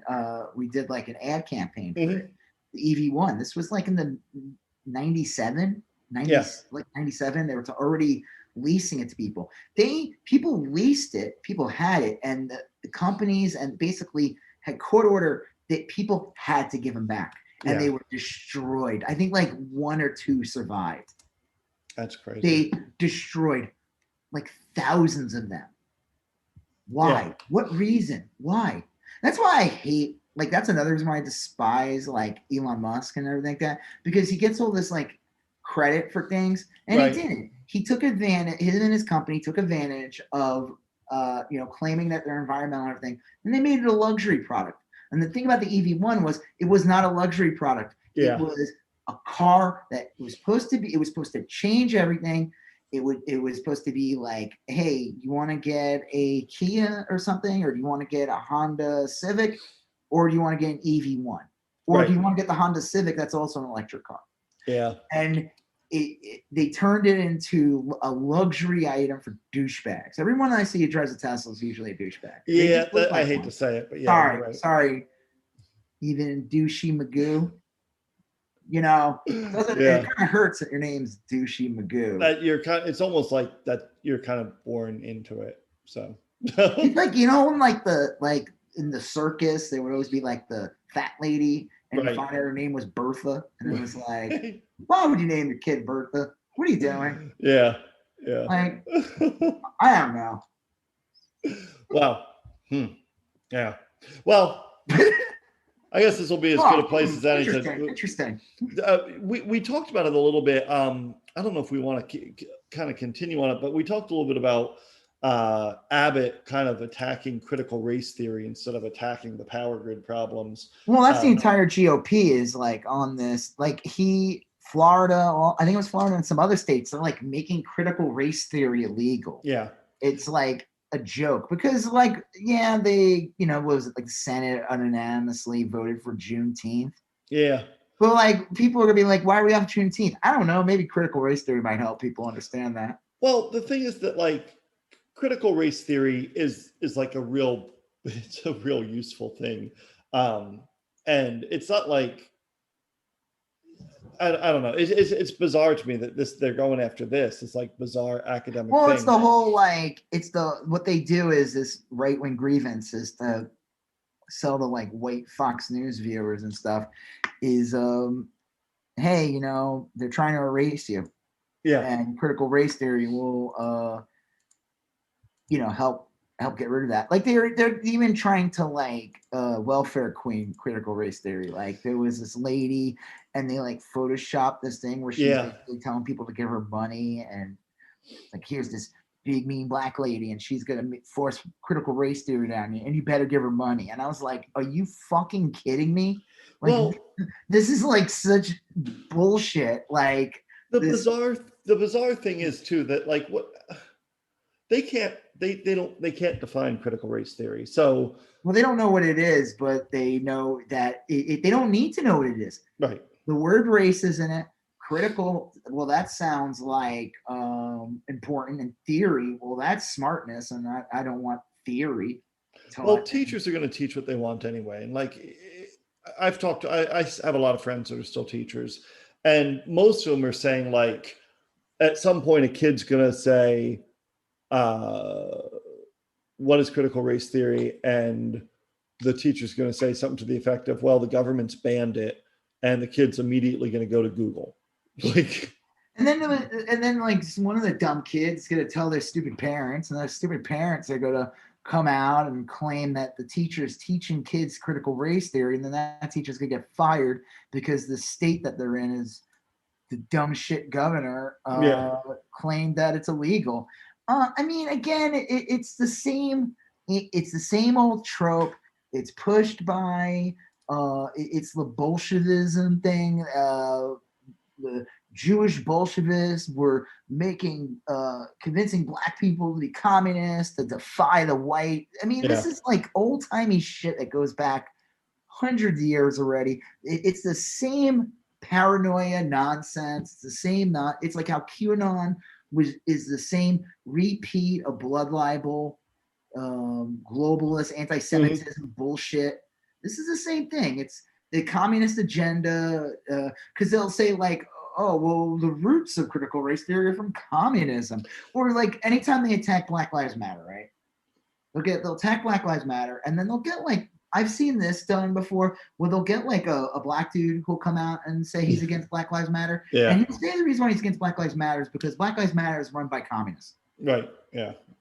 And then you get idiot reactionary morons who, you know, watch Red Dawn their whole life. And they're like, well, clearly Black Lives Matter is bad if they're pushing communism. Well, it's just. That's why I think all lives matter. You know, it's the same.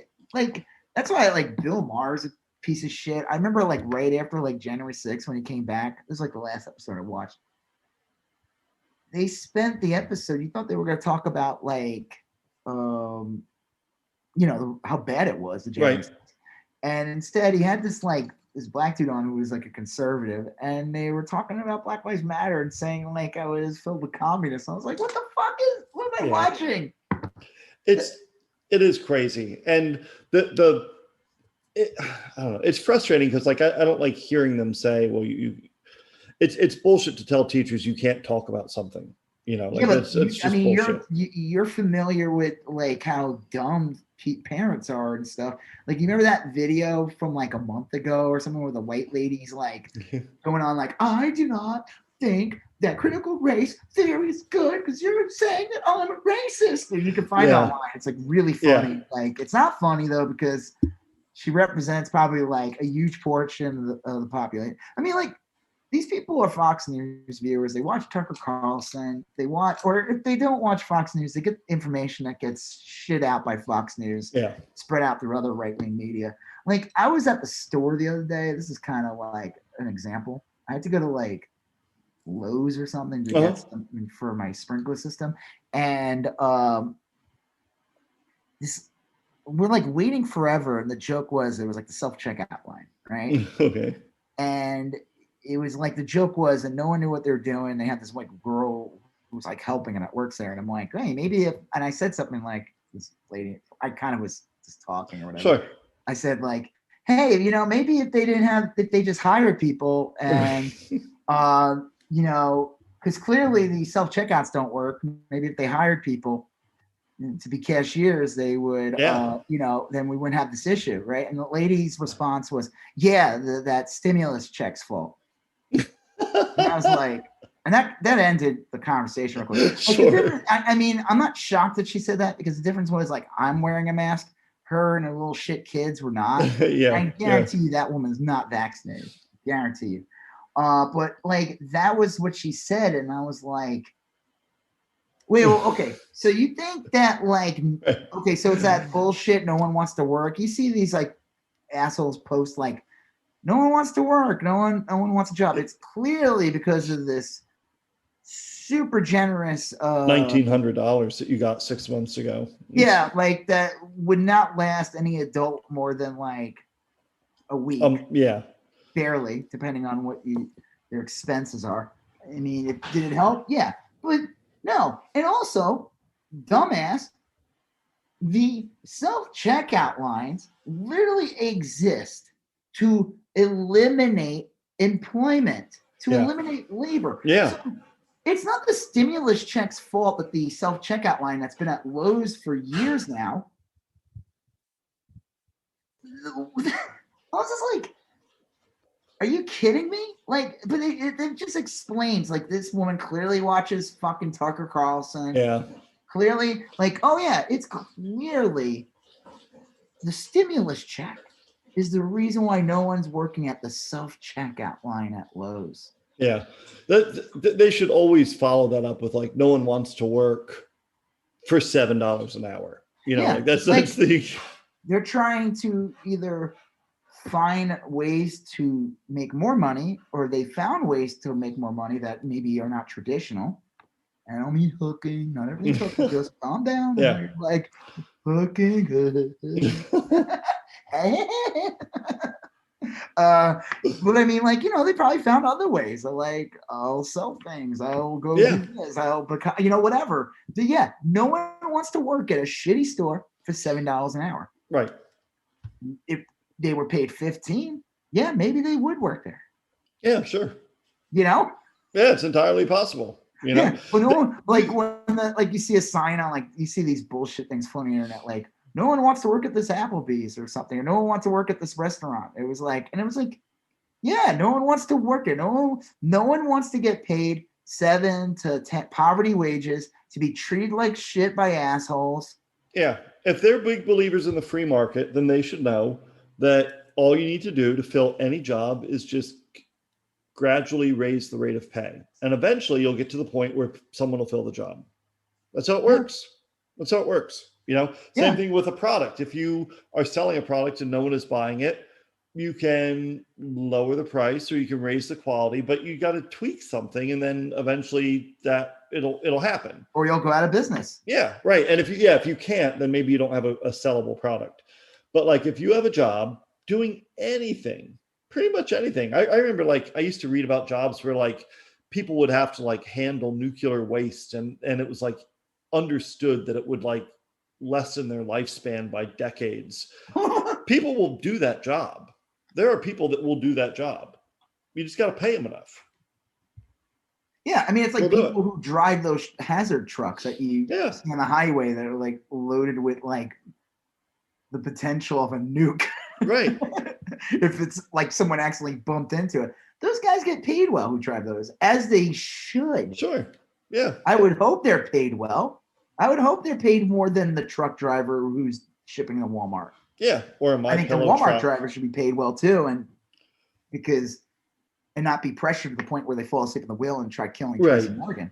Yeah. Yeah. I mean, everyone should be paid well, but that's the trick is, like. But I mean, this woman's like a dumbass, because it was like, I'm like, I felt like an idiot after I was like, this is why I shouldn't say anything.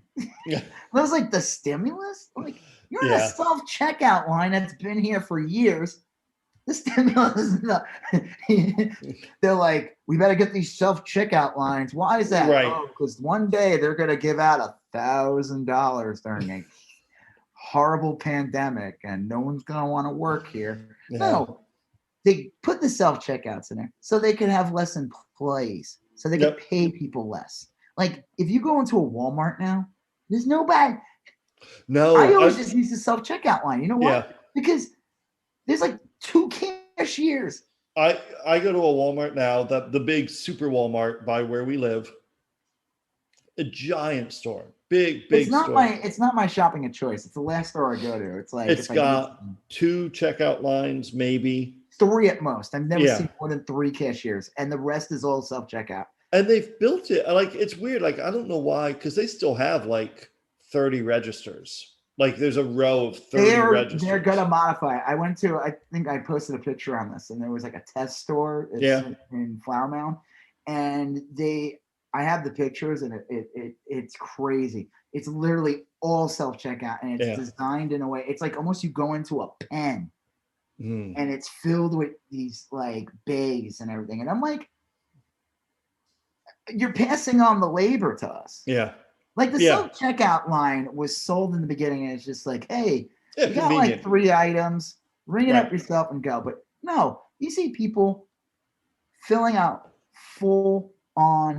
their full grocery bill, their full it's crazy. It's like, dude, you're doing the work, and Walmart's not lowering their prices. They're not. It takes a long time. Like I'll tell you, sometimes I go to the self-checkout line at Walmart, and the motherfucker ahead of me has like 90 items, and it's unreal. It takes forever. These aren't trained professionals. They don't have the benefit of like. And it took like months for me to actually get good in high school and be like actually like decent enough where I was memorizing codes and stuff. Yeah. So I don't know. I mean, this seems like kind of a detour from our critical race theory. Well, I mean, I'm just talking about how people are just misguided, is what I was saying. So the critical race theory thing, it's just another boogeyman talk. Yeah. Again, it's like, I feel like this is where the left or progressive politics fail, in that it doesn't understand. It doesn't speak to stupid people. True. Yeah. Use it. Critical race theory is the correct term. It's the correct term for it's academic term, I'm assuming. Yeah. Right? Yeah. Academia does not translate to stupid. No, not often. And it's it's easy for people to misconstrue it. It's easy for the right wing to push it. Again, it's also a mask off thing. Like these guys are, they can't say they're not racist at this point. Yeah, it all seems, the and I guess we were going to talk about Marjorie Taylor Green in a second. The Holocaust thing. It's about the Holocaust. I think that the more I hear these people talk, and maybe it's just this new brand of Republican that we're dealing with, but it seems like that the majority of it is based on like white supremacy, like a weird strain of white supremacy. They're always like talking about globalists, which is their buzzword for rich Jew. Yeah, right. That's their euphemism for it. And they're always like griping about the immigrants from the southern border. And the thing is, the argument too, and that's where the critical race theory thing is that it's the evil Jews are bringing in Mexicans and black people to take away your job. Right. To eliminate whiteness and eliminate Christian values, this is what they. It is, but like the root of it. It's like, so predictable. It's the same thing each time. It's just like a bizarre. And it's a great distraction for Abbott, because all he has to do is say he's going to do something about critical race theory. It keeps his stupid base at bay, and then he can ignore the power grid. Yeah, because he doesn't give a fuck what we think. No. And then they're going to find a way to suppress the vote so that 1 million people in Texas can't vote, 1 million more, and then Republicans will stay in power. That's the goal. Yeah, it'll be interesting. I'm real curious to see what the next election cycle brings. You could theoretically see this really energizing Democrats and having people turn out in greater force than ever. You could also see the opposite happening. I think that if you do have television footage of people showing up to vote and getting turned away for bullshit reasons, that's going to be pretty difficult. That's difficult to explain away. I don't know. Part of me, and I'm not of the mind to do it myself, but like, you do need people that are willing to like go fight at the polls and be not like literally fight, but like, you do need someone to say, look, I'm bringing 3 people unrelated to me to vote. I'm doing that. Here's where I'm doing it. You want to arrest me, show up. And then you have like the cops taken to custody. Well, I don't even understand the logic. So if like you drive somewhere and you have 3 people with you, yeah, what are they gonna do? What are they gonna ask you? well, like you just get in line to vote and you're like, and then they thank you for taking them there, and that's it. Like, I don't understand. Like, the point is though that it scares people. Like, if you have a warrant out for your arrest. Oh yeah, I mean that's the goal. You know, yeah. The point is to get people scared and stay at home. Like, if your aunt's not here in the country legally, but she's driving you to the polls and you are able to vote legally, you might just say, hey, look, you don't have to drive me. I'm not going to vote. Let's I mean, like it. Yeah, no, it's intimidation factor is yeah. what it really is. It's a psychological, they call it like a psyop or something. Yeah, something like that, And so it's meant to intimidate, but like if you go there and stuff like that, I mean, yeah, there'll probably be some areas where someone will be a douchebag, but it just like, what are you gonna say? Like, you take them and then it's fucking nonsense. There's also a waste of resources. Like, really, you're gonna fucking make the police, the so-called Blue Lives Matter people are gonna have the police do this shit instead of like actually, I don't know, give tickets out at least. Yeah. They got tickets to give out. I mean, come on. Well, I don't know. I getting to the Marjorie Taylor Green thing. I saw the clip where she like came out and toured the Holocaust Museum and said like, wow, I was really wrong to compare the Holocaust to having to wear a mask. And then like a reporter asked her like, well, do you still think Democrats are Nazis? And she's like, oh yeah, they're as bad as Nazis. I mean, it's just such a weird. You're a fucking idiot. I wonder though, like, why did she bother? Yeah, I know she's not self-reflective. I know that she's not genuinely. It's all narcissistic too. You know, it's all like, it's all inward. It's not outward. It's like, she's not gonna learn. She's not gonna change her ways. It's just like she could just be like, oh yeah, like that woman probably didn't even think it exists, the Holocaust, or who knows what the hell she thinks. She thinks fucking Jewish space lasers started the forest fires in California. Get the fuck. Like, no, like this woman would be part of the Nazi party in a heartbeat. Oh yeah. Come on, like I always said this growing up. I'm like, people like think like this Nazi thing was just this one thing, and I'm like, it could happen here. It could happen anywhere. Oh yeah. And they could call it something else. They're like, yeah, is it called the Nazi party? No, they'll call it something else. It's the same thing. Yeah. It is strange. It's just a group intended to harm specific people. Well, I guess I'll kind of work in the Juneteenth thing today. They tried to do a couple different things. They were going to do a national holiday for Juneteenth, and they also tried to do something with giving gold medals to the Capitol Police. Yeah, didn't like Gomer vote against it? Yeah, Gomer and Boebert and Green and Chip Roy and Gozer and Matt Gaetz. It's like Mo Brooks. Did he? Yeah, Mo Brooks. Why would he vote against that? There's like, he said, a couple of them said because the word insurrection was in the language of the. But that's what it was. That's what, yeah. But they don't like that.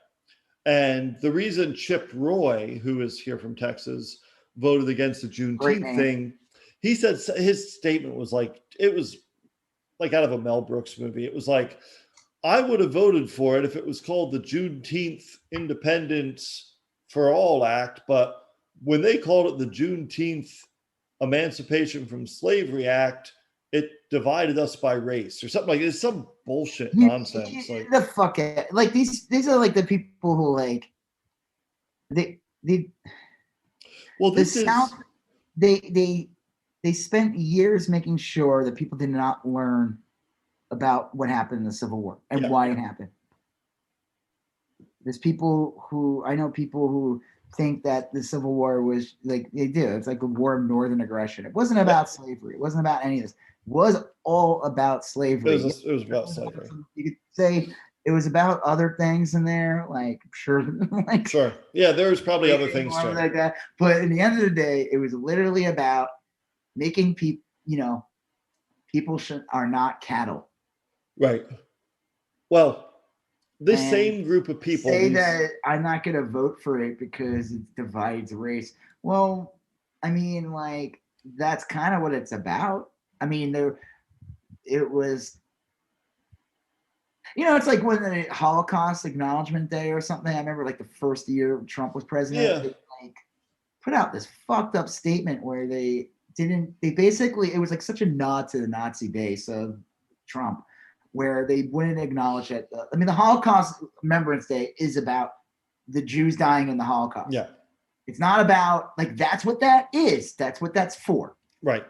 And they try to do this, like, fucked up thing, and where they try to, like, avoid saying that. Well, didn't they try to also, like, work in some other genocide or something? Yeah, like, they this try is just to, like it's to water down. Yeah. In the end of the day, it's really just it's meant to water down things and to take away from what that's supposed to be about. So the Juneteenth, if that guy to say like it divides us, like, well, yeah, that was the point, asshole. Well, it's so predictable. The same like 20 or 30 Republican congresspersons.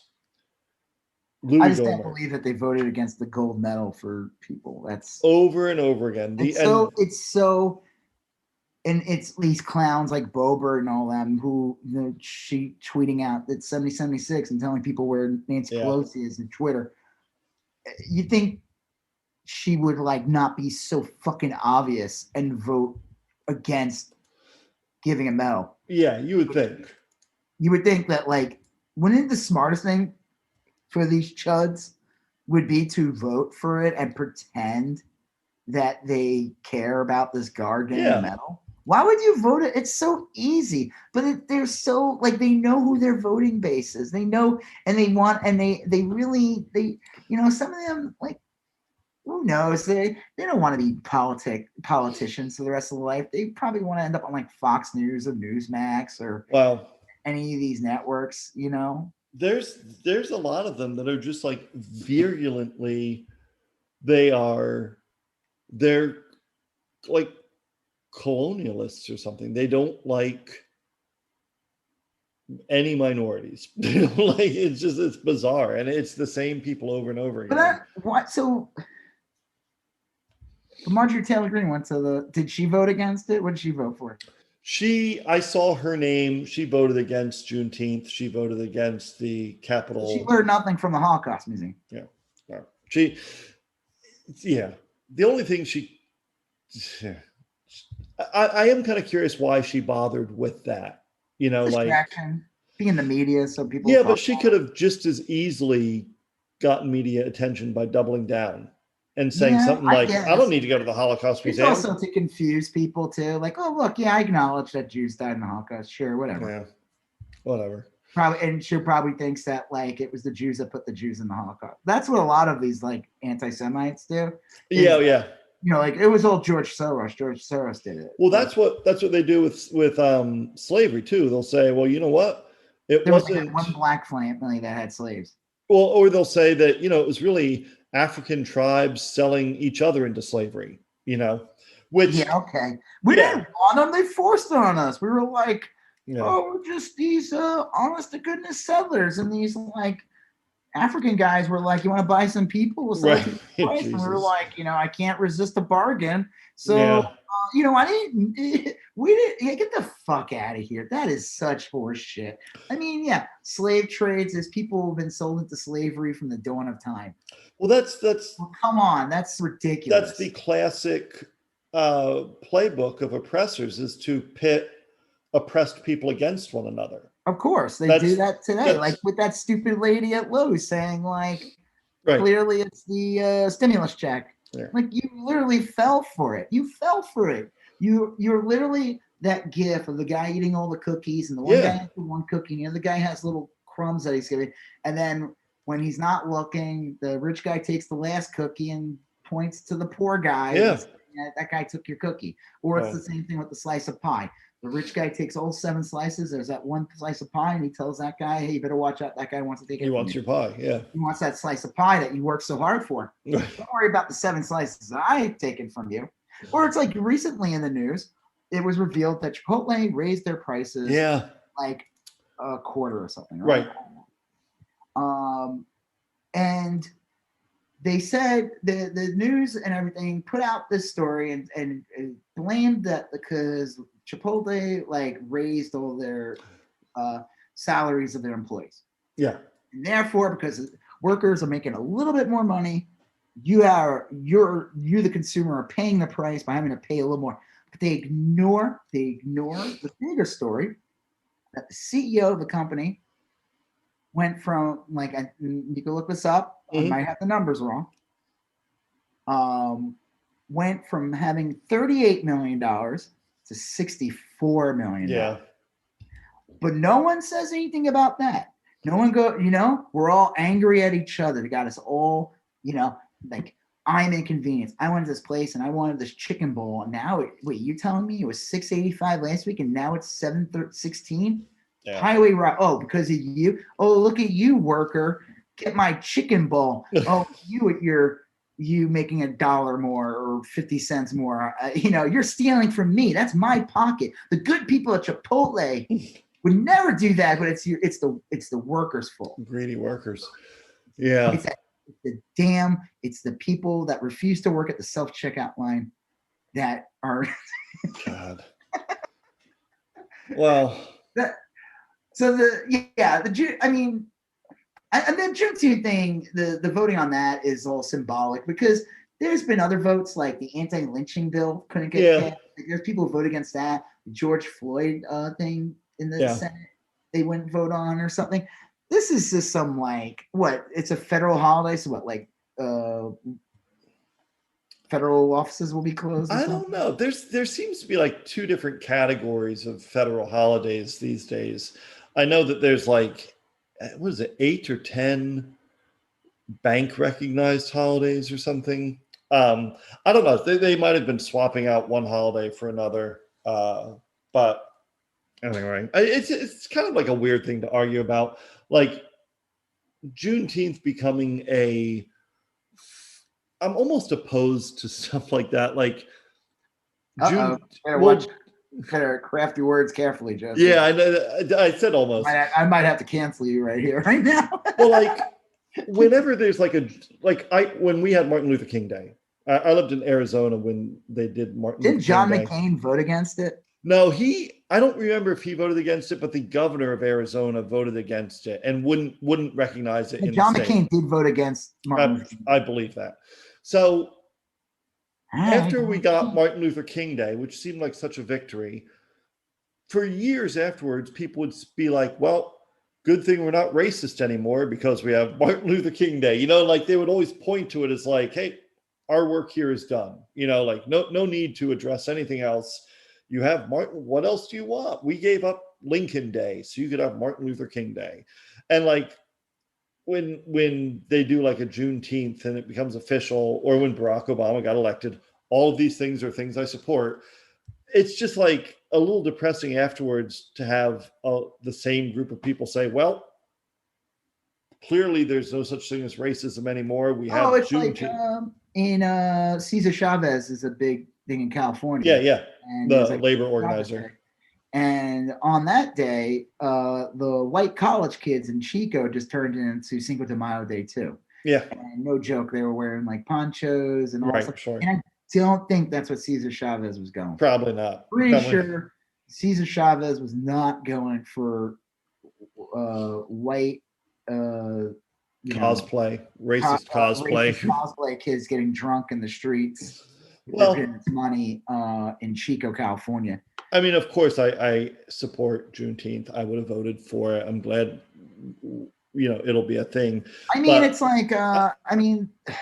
things get things get misconstrued all the time, and people. I mean, the problem is that the joke is that most of the people are probably going to get off and enjoy June. Yeah, they're not going to be the people.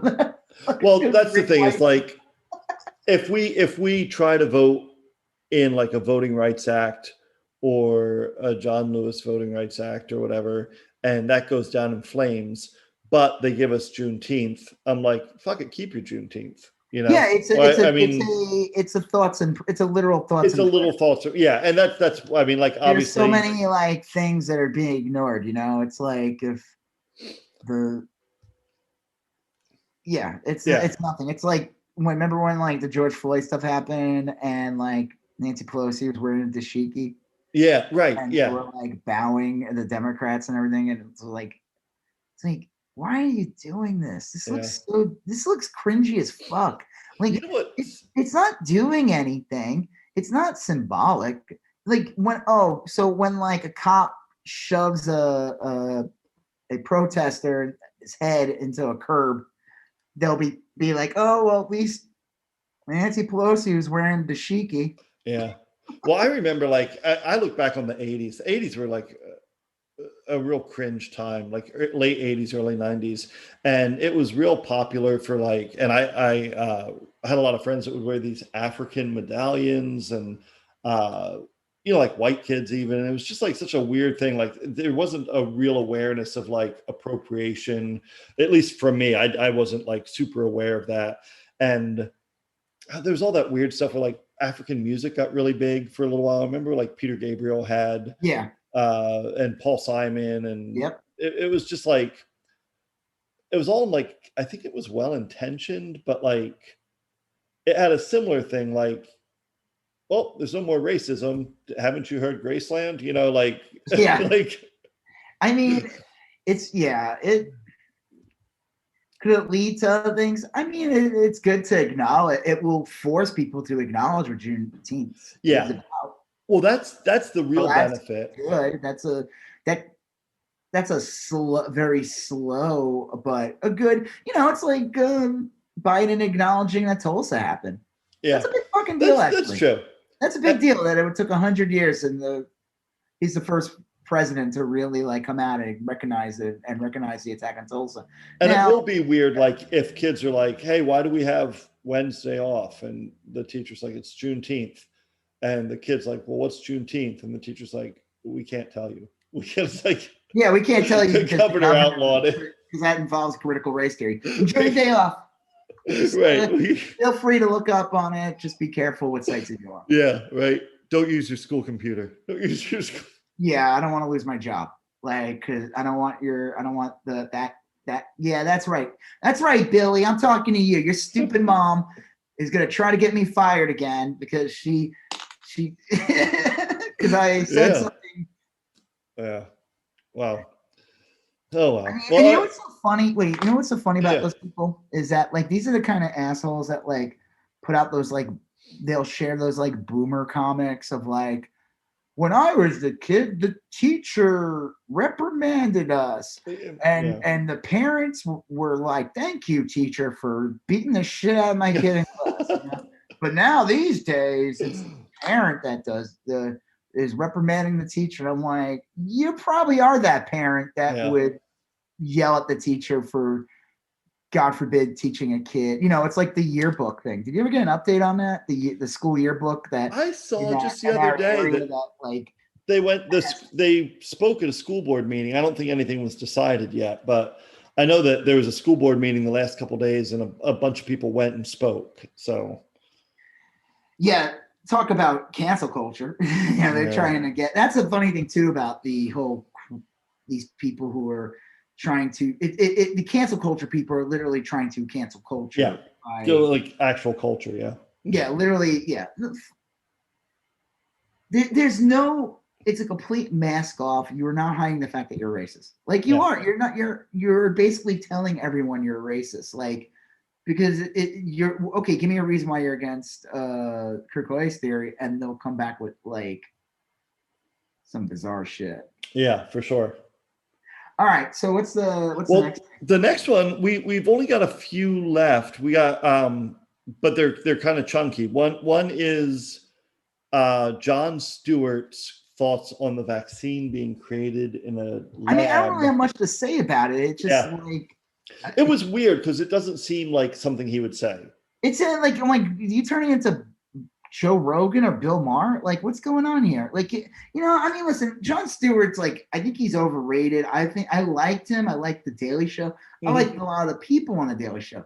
There's some things I liked about Jon Stewart, but there was some things that were really like milksop moderate bullshit. That dude, we knew what side you kind of were on, and then he would try to like. He would get both sides of them occasionally. It was like, like he did some like parody event years. Like, remember when Glenn Beck did his bullshit event in DC? Yeah. And he purposely did it on like the day Martin Luther King. And it was all like Tea Party bullshit. It was like it was so fucked up and it was so ridiculous. It was like the dumbest thing. So Jon Stewart did one, and as a joke to parody it, but it was like weird. It was like kind of directionless. Yeah. It was like odd. It was like Charlie Sheen's Tiger Blood tour, something like that. I guess. I mean, I watched it. I remember watching it. It was just odd because it was like, it's weird because it's like it's activism, but it wasn't activism, and it was kind of a joke. But he was trying to play this whole bullshit about the media. The media so like divides us, and he would play a clips from like Fox News, and then he'd play a clip from like Keith Olbermann. And I'm like, there's a huge difference between. No, you cannot compare Keith Olbermann coming out against Bush as like, okay, clearly the media is equal. We're equal footing and both sides are bad. No, that's a bullshit lie. Yeah. That's false equivalence.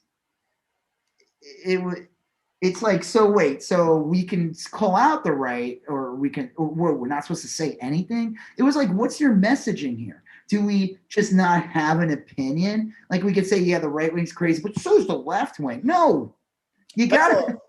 It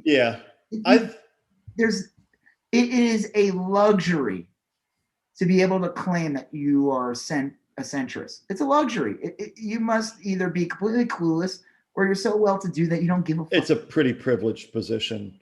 I would say Jon Stewart did really well in pointing out other people's hypocrisies, right? Like, he was really good at like pointing out when people were being ridiculous or hypocritical or sanctimonious or whatever. I never really saw him as having much insight like of his own. I mean, that sounds just, I don't mean it quite like that. That sounds like dismissive, but like him putting forth theories on the coronavirus to me is like less of a Jon Stewart thing than him pointing out how other people's theories are ridiculous. It was like almost like he became a parody like of something he would go after. Right, exactly. That like if somebody did that, that would be a Daily Show thing, and they would do a segment on it and basically call out the guy for being an idiot.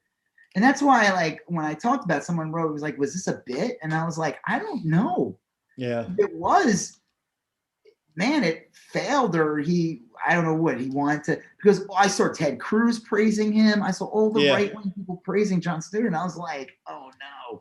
I'm like, they're praising you for a bad reason. Yeah. Well, and like, I don't know. I just don't like this part of the discussion because it's a distraction. Like, the virus came from somewhere, but the problem was how we responded to it. I mean, like, I guess it's interesting. We should figure out what happened, And it's like awkward for Stephen Colbert because I guess like Jon Stewart is a producer of his show. Oh, okay. Yeah. So it's like, what's he's going to be like? Ooh, you fucking idiot. What happened to you? You left TV and now you became a crazy right wing. You became Alex Jones. What the hell's going on? That could be true. Like, in the sense that like when he was doing a Daily Show, he was in a writer's room and he probably had like 20 or 30 people, and they were probably up-to-date research. Talking. I mean, the thing about him was when he was hired by the Daily Show was very different. It was like literally like a parody news show. They didn't really have like a specific political bent to it. It was more just like everything. And when he got hired, it was again still like that. It wasn't until really that he started like, with that whole Crossfire thing that it kind of elevated, put him on a different stage where people started listening to him and taking him seriously. But So this whole corona, so he goes on Colbert and he's talking about how it clearly was made in the lab. Yeah. It's called the Wuhan, like his whole thing is like, it's literally in the name. It's in the name. Like, why is this this shouldn't be like this is like, it shouldn't take a rocket scientist to figure this out, basically. Right.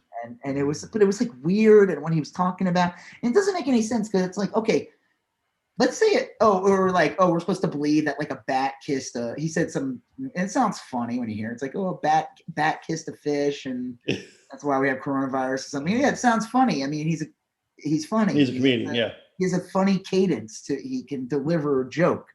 Yeah, I'm still trying to figure that out. Some people have that innate ability, but like, it's weird because the timing of it. Like, we're almost at this like yeah. Who is this there for? What do you feed? Like, who is this for? Like, who are you feeding into? What I don't like. Okay, first of all, my whole argument about this is, if it was created in a lab, well, I think it would have been even more deadly. Like, if it was created in a lab as a bioweapon, the numbers of deaths would have been insane, like way more. Yeah, right. I mean, you're talking about like fucking movie fantasy bullshit here. So that right there. But if it was made in a lab, then why aren't people taking it more seriously? Yeah, it was this so-called bioweapon. But okay, so that's why I don't know where he stands on like the whole COVID thing. I just think like that was weird. But like, when the people who are praising him are the same people who say it's made in the lab, but they don't think it's real, or they think it's not that serious, or the deaths that happened were not caused by coronavirus, but by other elements. Yeah. Like, they weren't healthy enough, they weren't this. So I'm like, that's why I tweeted this thing today saying like, Jon Stewart, like, congrats, you're getting like chuds coming out in support of you. Like, is that what you want? Like, is that what you want? Like,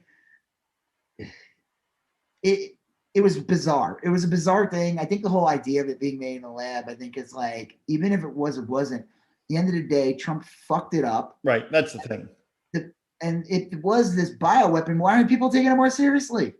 Yeah. The right wing has never had a coherent narrative about the coronavirus. Or they want Trump to get all the credit for the vaccine that they won't take. It's like, it was just a flu. It didn't exist. It never happened. It was a terrible Chinese weapon. Trump fixed it. You shouldn't take that fix. It's like you every thought conflicted with another, and they've never really had a good understanding of it.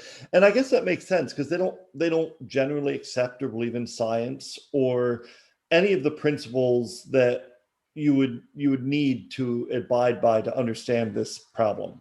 That I guess it does make a lot of sense in that way. So, well, I think that, again, there's like the contradictions and everything. And I know we were talking about him, but like, to go back to like critical race theory real quickly, there's this guy I follow on TikTok.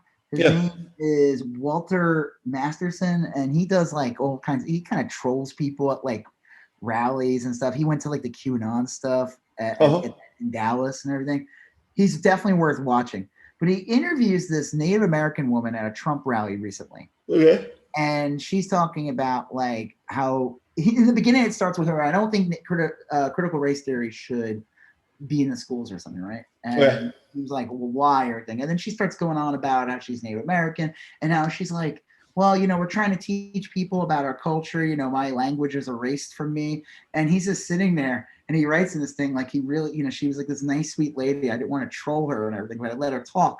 And it's almost like, it's like almost like if there was this thing like critical race theory, maybe people would learn about your culture and it wouldn't disappear. Like, you're telling us that you're trying to like that your language was stolen from you by white people, basically, and you're trying to teach people about your tribe and everything, but you're also a Trump supporter and you're against critical race theory. It's like, well, maybe you should actually be for critical race theory because your cause would probably benefit from it. So I'm just bringing up, the only way I brought that back up is because of the series of contradictions. Right. So I don't know what John. I don't get the Jon Stewart thing. I don't get it. I don't know what it was for. I don't know if anything will come out of it. He sounded like he sounded like his age. Yeah. He sounded like Yeah. No, that's a good way of putting it. like I saw something recently with Cat Williams, who's another comedian. Yeah. Around the same age. Oh, the cancel culture thing he was talking about. Yeah, and he basically said what he said about it. And I thought it was awesome. At first, I was like, "Oh no, this is gonna be bad." Yeah. It's gonna be some cringe shit. Like I think cancel. No, he basically said like the job of a comedian is to basically represent the time and the people in the audience. The audience is the customer, just like we were talking about products earlier. If you can't, just like that, comedian. Like if you can't, if you can't adapt to time, then this is maybe not the job for you. Right. Yeah. And I thought that was awesome when he said that. I was like, wow. I was like, that was so awesome. I had the same experience. I was positive he was going to say something stupid. I was like, oh no, just because of like this. I always thought his comedy was kind of crappy, you know. Like, I mean, like it's like okay, but I saw that and I was like, that's awesome because and Seth Rogen said something kind of similar about that too. Like, oh yeah. Own it. But I thought what Cat Williams said was better. I mean, Seth Rogen was just making fun of people for like just like saying like, hey, you know, just fucking own it and realize that you're saying shit. I thought what Cat Williams said was great. It's like you have no right to be a comedian if you can't. If you're complaining about cancel culture and all that shit, you don't deserve to be a comedian because you clearly can't handle the work. Right. I mean, it's a job in the end of the day, and just like any other industry, if you can't adapt to this industry, you know. Well, yeah. Okay. Well, all right. So next we were going to talk a little bit about the Biden-Putin meeting. I didn't really watch it. You saw it. Maybe you could give me a little more. I mean, we could like talk about it quickly. There really wasn't much to see because much of it was behind closed doors. I know I read a lot of the analysis this evening, and a lot of the analysis talked about how both leaders, Putin and Biden, came off as like, fairly confident and strong. And the thing I thought was interesting, well, two things I thought were interesting. One is that Caitlin Collins, I guess, got under his skin and Biden snapped at her, which I thought was a bad look for Biden. But I liked Caitlin Collins a lot. And then I found out she had previously worked at Breitbart and the Daily Caller. Is it Breitbart or Breitbart? I don't know. What it's Breitbart. Breitbart. I like Breitbart better. Breitbart, whatever. She worked there. Bart. And the Daily Caller. And now she's CNN's chief White House. That's a red flag right there. Yeah, I mean, it's not like you don't work for those companies in journalism and not have an agenda. Right. You don't go there and be like, I was just desperate to find a job and I really want to get my journalistic skills and go out there. No, you don't. You don't. Like Fox News will hire people that may turn out to be of all different stripes, It's possible, but not really. Not really, no. Not these others, Anyway, so that was the first thing. The second thing is that Biden talked to Putin about cyber attacks, and Putin was like, "We don't do cyber attacks." Yeah. And Biden's like, "Okay, that's glad to hear it." However, I also want to add that if any of these 16 industries of ours get cyber attacked, then we're gonna come at you. We have. What's he gonna do? I don't know. He said that we do have, I'm sure, a computer warfare division, and he said, basically like if you attack our industry, whatever, then good luck getting borscht delivered on your Uber Eats app because we're gonna shut that shit down. Oh, not my borscht. Here. I've waited all line for toilet paper and my bottle of borscht. Remember that as a kid? You would hear those stories about toilet paper, and I was like thinking about like, especially with COVID when we couldn't get toilet paper, like there needs to be like an American that goes to Russia and just pretends to be like, in my country you can't get toilet paper, and what a country, and like instead of like dressing like a Cossack or whatever, like he would wear like, I don't know, American flag, like button down shirt, like a MAGA hat. He's like, in America, we can't get things, you know, like, and just do the same act, but you know, swap for out. Russia. Well, I thought that was interesting. I'm like pretty not scared isn't the right word, but that cyber attacks are something that's like kind of on my mind at times, just because like. Well, we've had them. I mean, We've had them. The pipeline recently, and people going crazy filling plastic bags of gas and shit. Well, it's just kind of like scary and shit, and like you could see it getting out of hand real easy. I don't know. That's all I really have to say about it. I will say that it's so nice, and I'm not unique in saying this. It's so nice not to see, like our president licking Putin's shoes. I mean, I remember I never to this day, anyone that would defend Trump during that Geneva, I remember watching that and being like, oh my God, this is so bad. So cringe. It's like any, we were already saying that he was a tool of Putin, and my God, if it didn't look any more fucking obvious. And anyone that said that he wasn't just Putin's lapdog during that thing, I think you're working in bad faith, and I don't trust you. I'm like, he was absolutely like, it was pathetic. It was an embarrassment. I didn't really see the Biden thing. From what I heard, he didn't, lick his nutsack on stage, or sit on his lap and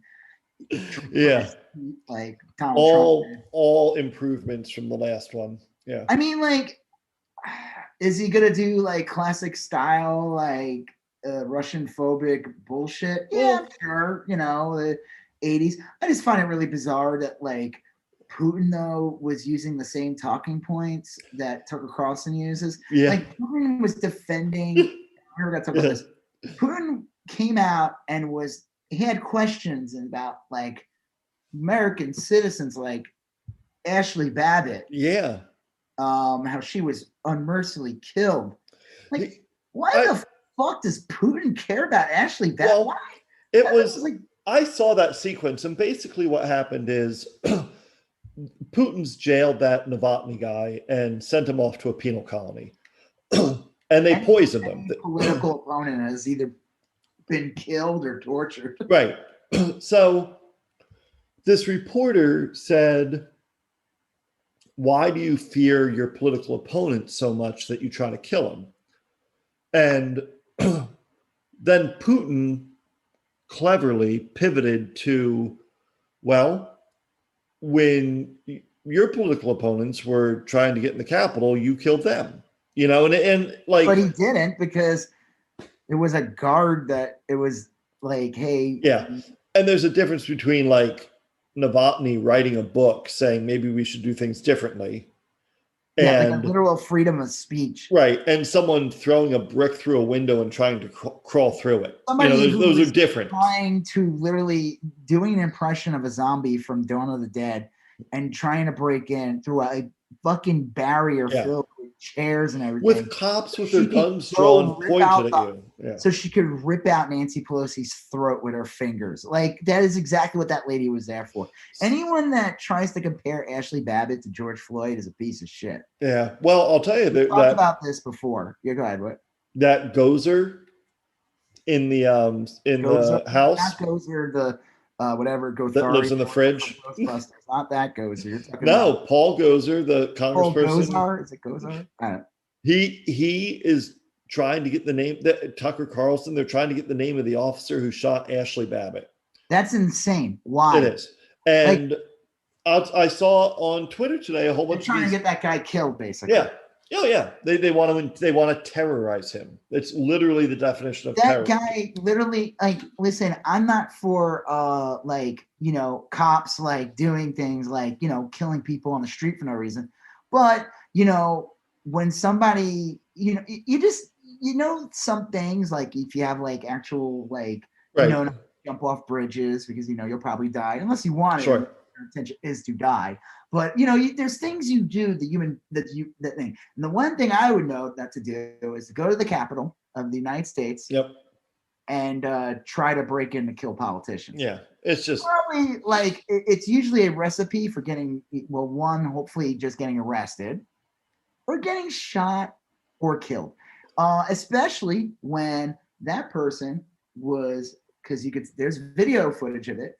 These doors were covered with, like, they had the doors like blocked off. yeah. Like, anyone that says that like January 6th wasn't a big deal, and you see them like trying to block off doors with like tons of chairs and whatever wood to make sure people can't break in. Yeah, I think it might have been bad. Yeah.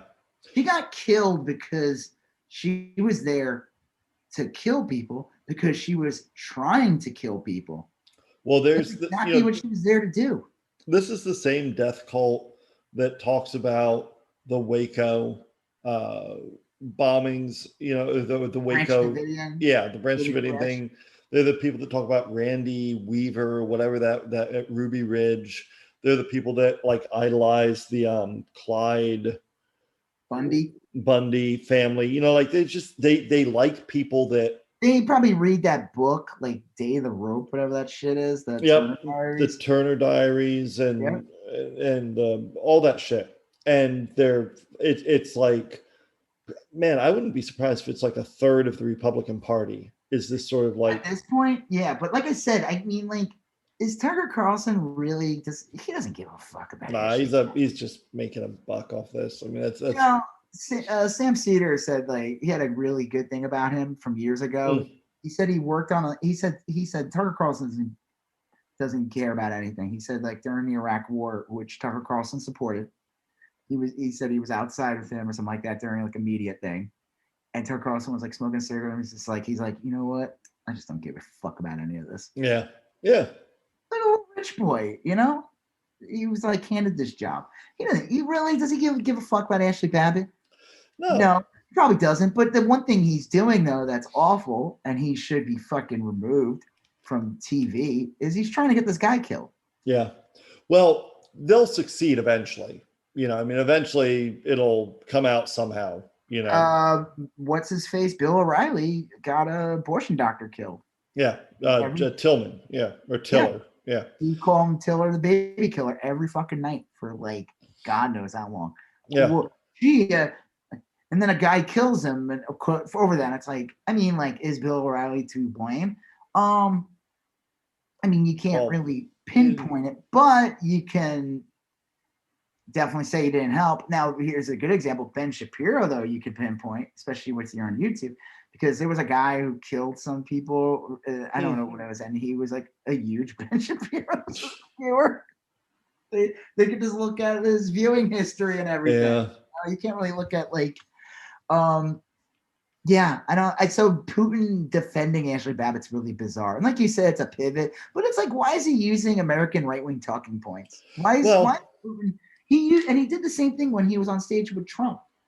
He was using right-wing American talking points at the time on stage. Yeah. And I was like, why is the premier? Is he a premier? What the fuck is he? Who? Putin? I don't know. That's a good question. I think dictator, presidente. I think he's president. That's a good. Why is the president of Russia on TV using American right-wing talking points? The same right-wing talking points that you would see get repeated on Joe Rogan, Ben Shapiro, Tucker Carlson, Ted Cruz tweets. Why is the president of Russia using that's bizarre. Mm-hmm. Yeah, it is. It's crazy. I always found it really bizarre that the most Russia-phobic party became like these weird, I don't know if they're like supporting Russia, but they're definitely like entwined with Putin. Well, it's different. Like the neocons are still pretty skeptical of Russia and all that. It's this bizarre populist wing of the Republican Party. It's bizarre. I always like kind of question it and everything, but like Russia is an incredibly white homogenized country. Yeah. It's possible that it's just a straight up white supremacist thing. Yeah. It's weird, but the more you look at things, the more things seem to rotate back to that, That it's just they have something in common. Yeah.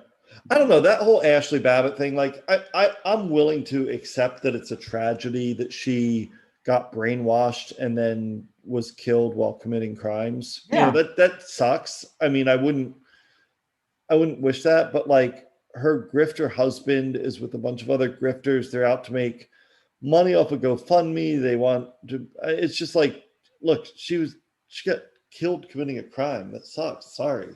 I mean, Yeah, she was literally like, there's people who get killed every day doing nothing. And anyone to compare her to George Floyd is working in bad faith. And the thing that pisses me off, and it's hard to talk about this without sounding weird or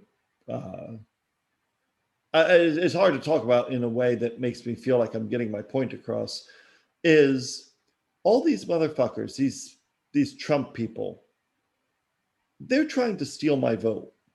Yeah. Right? Like, they are trying to take away my vote, your vote. We're not trying to take away their vote. Anybody who voted for Biden, they lost because their ideas sucked and they're terrible people and they ran a terrible candidate who sucked at his job for 4 years, and then they couldn't win. Miserably sucked. And they cheated like fuck, and they still lost. And now they want a do-over, and they want to steal the work I put into the campaign and the vote. They want to steal my vote. They're actively working to steal my vote. Those motherfuckers every single day. All those fuckers in Arizona, all those people on that's what they're doing Facebook right and now. Twitter. They're trying to take away my vote.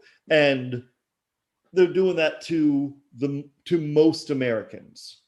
Yeah. And that's fuck them. I mean, they're lucky they don't get a baseball bat upside the head. I mean, that's like, seriously, like, I'm almost, I know, like, there's plenty of outrage to go around, but like, I'm a little surprised there's not more outrage. I mean, I guess since Biden won and he's in office, the danger. Unfortunately, people get a little complacent. The biggest fear is you just want to make sure during the midterm that people are not complacent. But at the same time, you also want the Democrats have to deliver.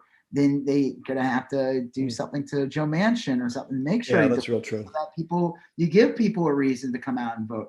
You can't just use, unfortunately, like, it works on me because I pay attention. But the average person who doesn't pay attention, you can't use the fear of like the Republican boogeyman all the time and then do nothing when you have power. True. And blame the Republicans for why you're in charge. You have to do something.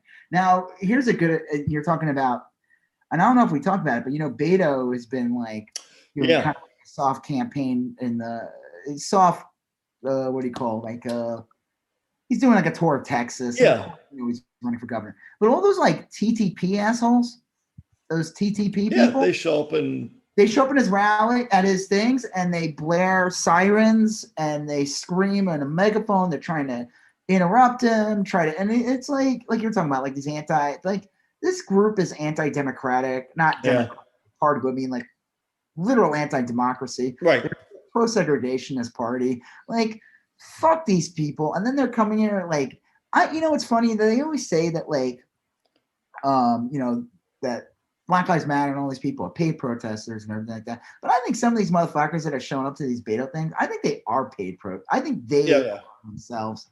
They're part of this organization. They're being funded to go and do these things. Well, I don't think they're just showing up out of the goodness of their heart. I think specifically targeting Beto. I don't. I think some of these people, it was a known fact, especially during the Tea Party bullshit, right, that it was an AstroTurf campaign. Yeah, you can manipulate idiots to get them to do the job. Yeah. There's going to be people who will do it. I mean, that's just like anything. But, man, that group sucks. Yeah, they do. All right, well, I really don't have anything else to say about Putin. I don't understand. I think, like, we give this guy, like, we elevate this guy more than he should be. Like, you brought up a point, like, we were talking about this earlier.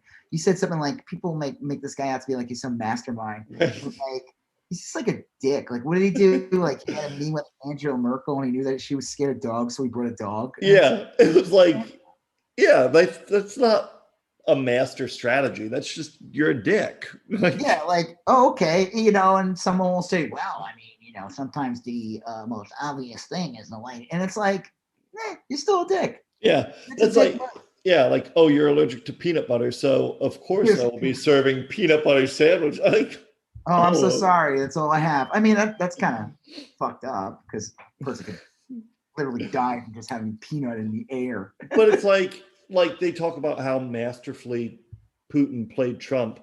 Fuck, anybody could play Trump. All you got to do is compliment him.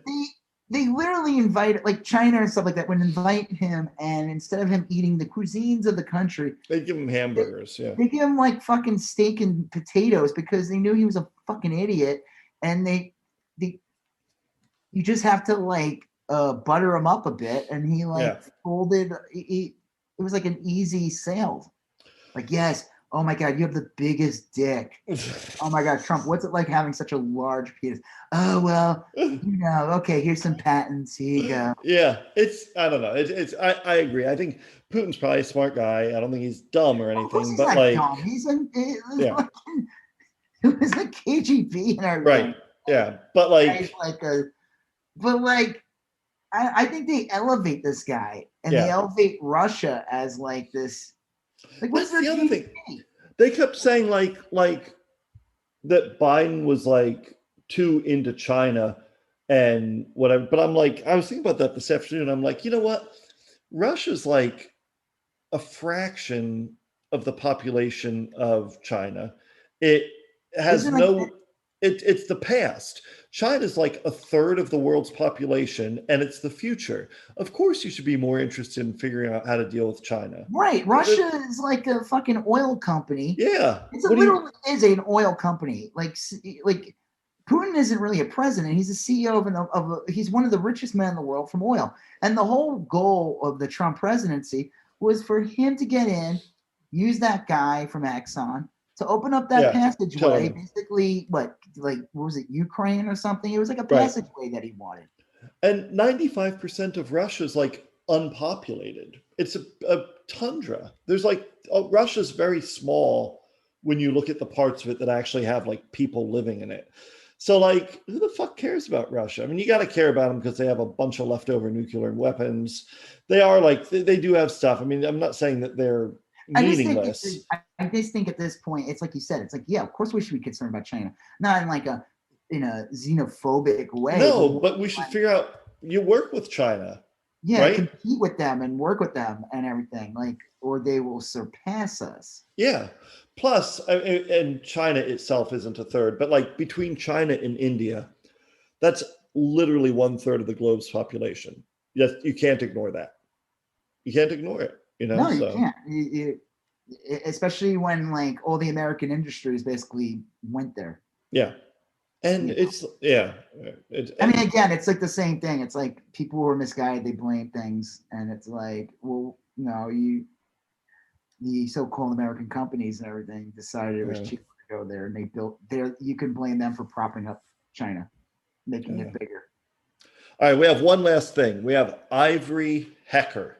Is that the last thing? We're not missing anything? Yeah, we had, I got the list here. We talked about Loki, talked about Texas Power. We talked about critical race theory and Marjorie Taylor Green's Holocaust. Denialism. Whatever. Wake-upism. We talked a little bit about Juneteenth. We talked about Jon Stewart and the vaccine. Talked about Biden and Putin and the cyber attacks.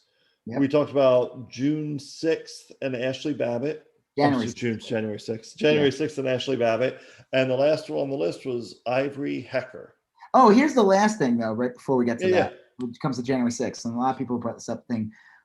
The Republicans and everything are trying to craft these like myths about January 6th and everything. And they're trying to like vote against things, mythologize Ashley Babbitt and stuff like that. Yeah, but the thing is, wouldn't it be in their interest to investigate it? Wouldn't it be in their interest to investigate it? Like, all they're doing is making it obvious that they're clearly were in cahoots. Because wouldn't they want to find out that the FBI was really? I mean, maybe they could uncover something about the FBI being involved. They could, because Tucker Carlson basically went on TV and basically said that like the FBI created, it was a false flag operation. Yeah. They don't want to invest. I mean, yes, no, you're right. They should 100%. it's not in their best interest to investigate. You know, usually the criminal does not want to investigate. Right.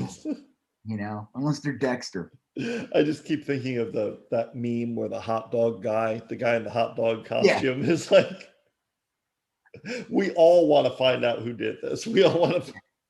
So the last one is this weird, like, kind of. Yeah. So there's this like a mark, a kayfabe, like there was this weird like affiliate of Fox or something where some woman who was like, what was she, a weather person or? She was a reporter. I read her LinkedIn page. She was a reporter and would fill in as the anchor. And my guess is that when like someone went on vacation, she might sit at the anchor desk for an evening. Isn't she now working for Project Veritas? She worked with them. She got fired from her job today or yesterday. Did you see the interview with her with James O'Keefe? I watched a little bit of it, yes. Okay. So she's on TV and they're talking, and then like, I don't know, you think it's just like a little normal news segment. I think it's something to do with like, I don't even know what the story was about, but then she just goes on this bizarre, like, they're trying to keep this story from you, but I'll reveal it later. It was like so weird. And I was like, this is so fake. Just it looked like such a work. Like I felt like I was watching like a skit on like WWE, like behind the scenes, like before the match. Like it just looked so fucking fake.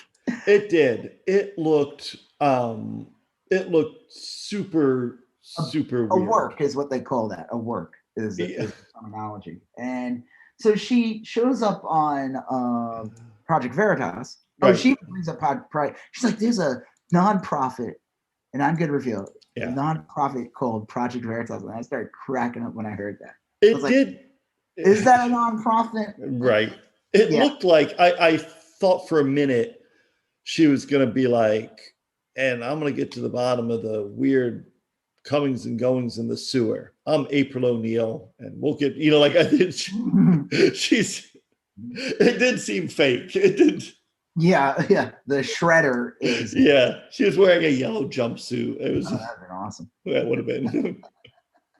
That would have earned an instant follow on my. Yep, I don't even know what you are or what your anything, but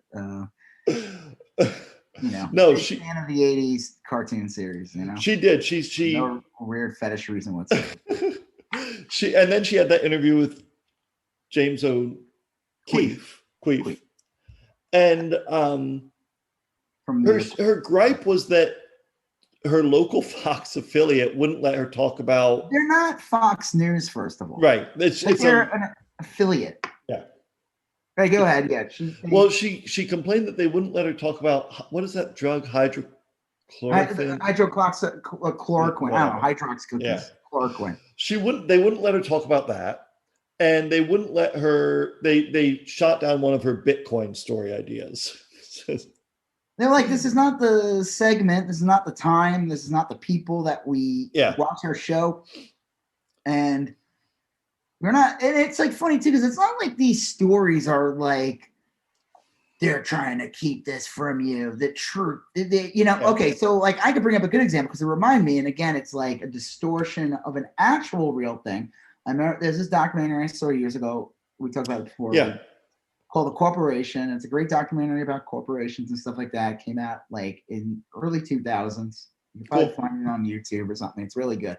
But there's this whole part of it that has to do with a Fox affiliate where these reporters were doing a story where they uncovered the dairy industry using bovine growth hormones, which led to cows having all kinds of gross, disgusting tumors all over them, which it's not. It was an utter disaster. We're drinking their milk. We're giving the milk to our kids. What did you say? What disaster? I said it was an utter disaster. I get it. It's funny. Utterly ridiculous. It was. But it was like they basically uncovered this story. And then they were told the story got killed. Yeah.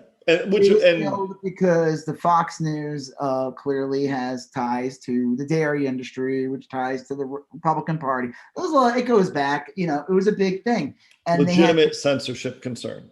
That's a real thing. Yeah, that's a real thing where they were trying to show people like, hey, that milk you buy?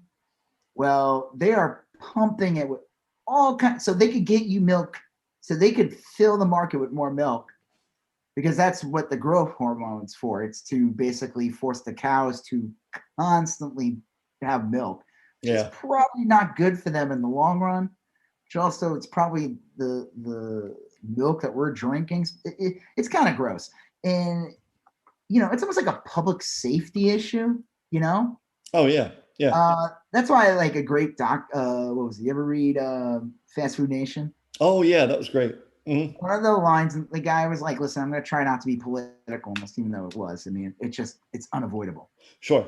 He brings up, he goes, you know what? I ain't going to lie to you, but when a Republican's president, it might be a good idea to become a vegetarian. Yeah.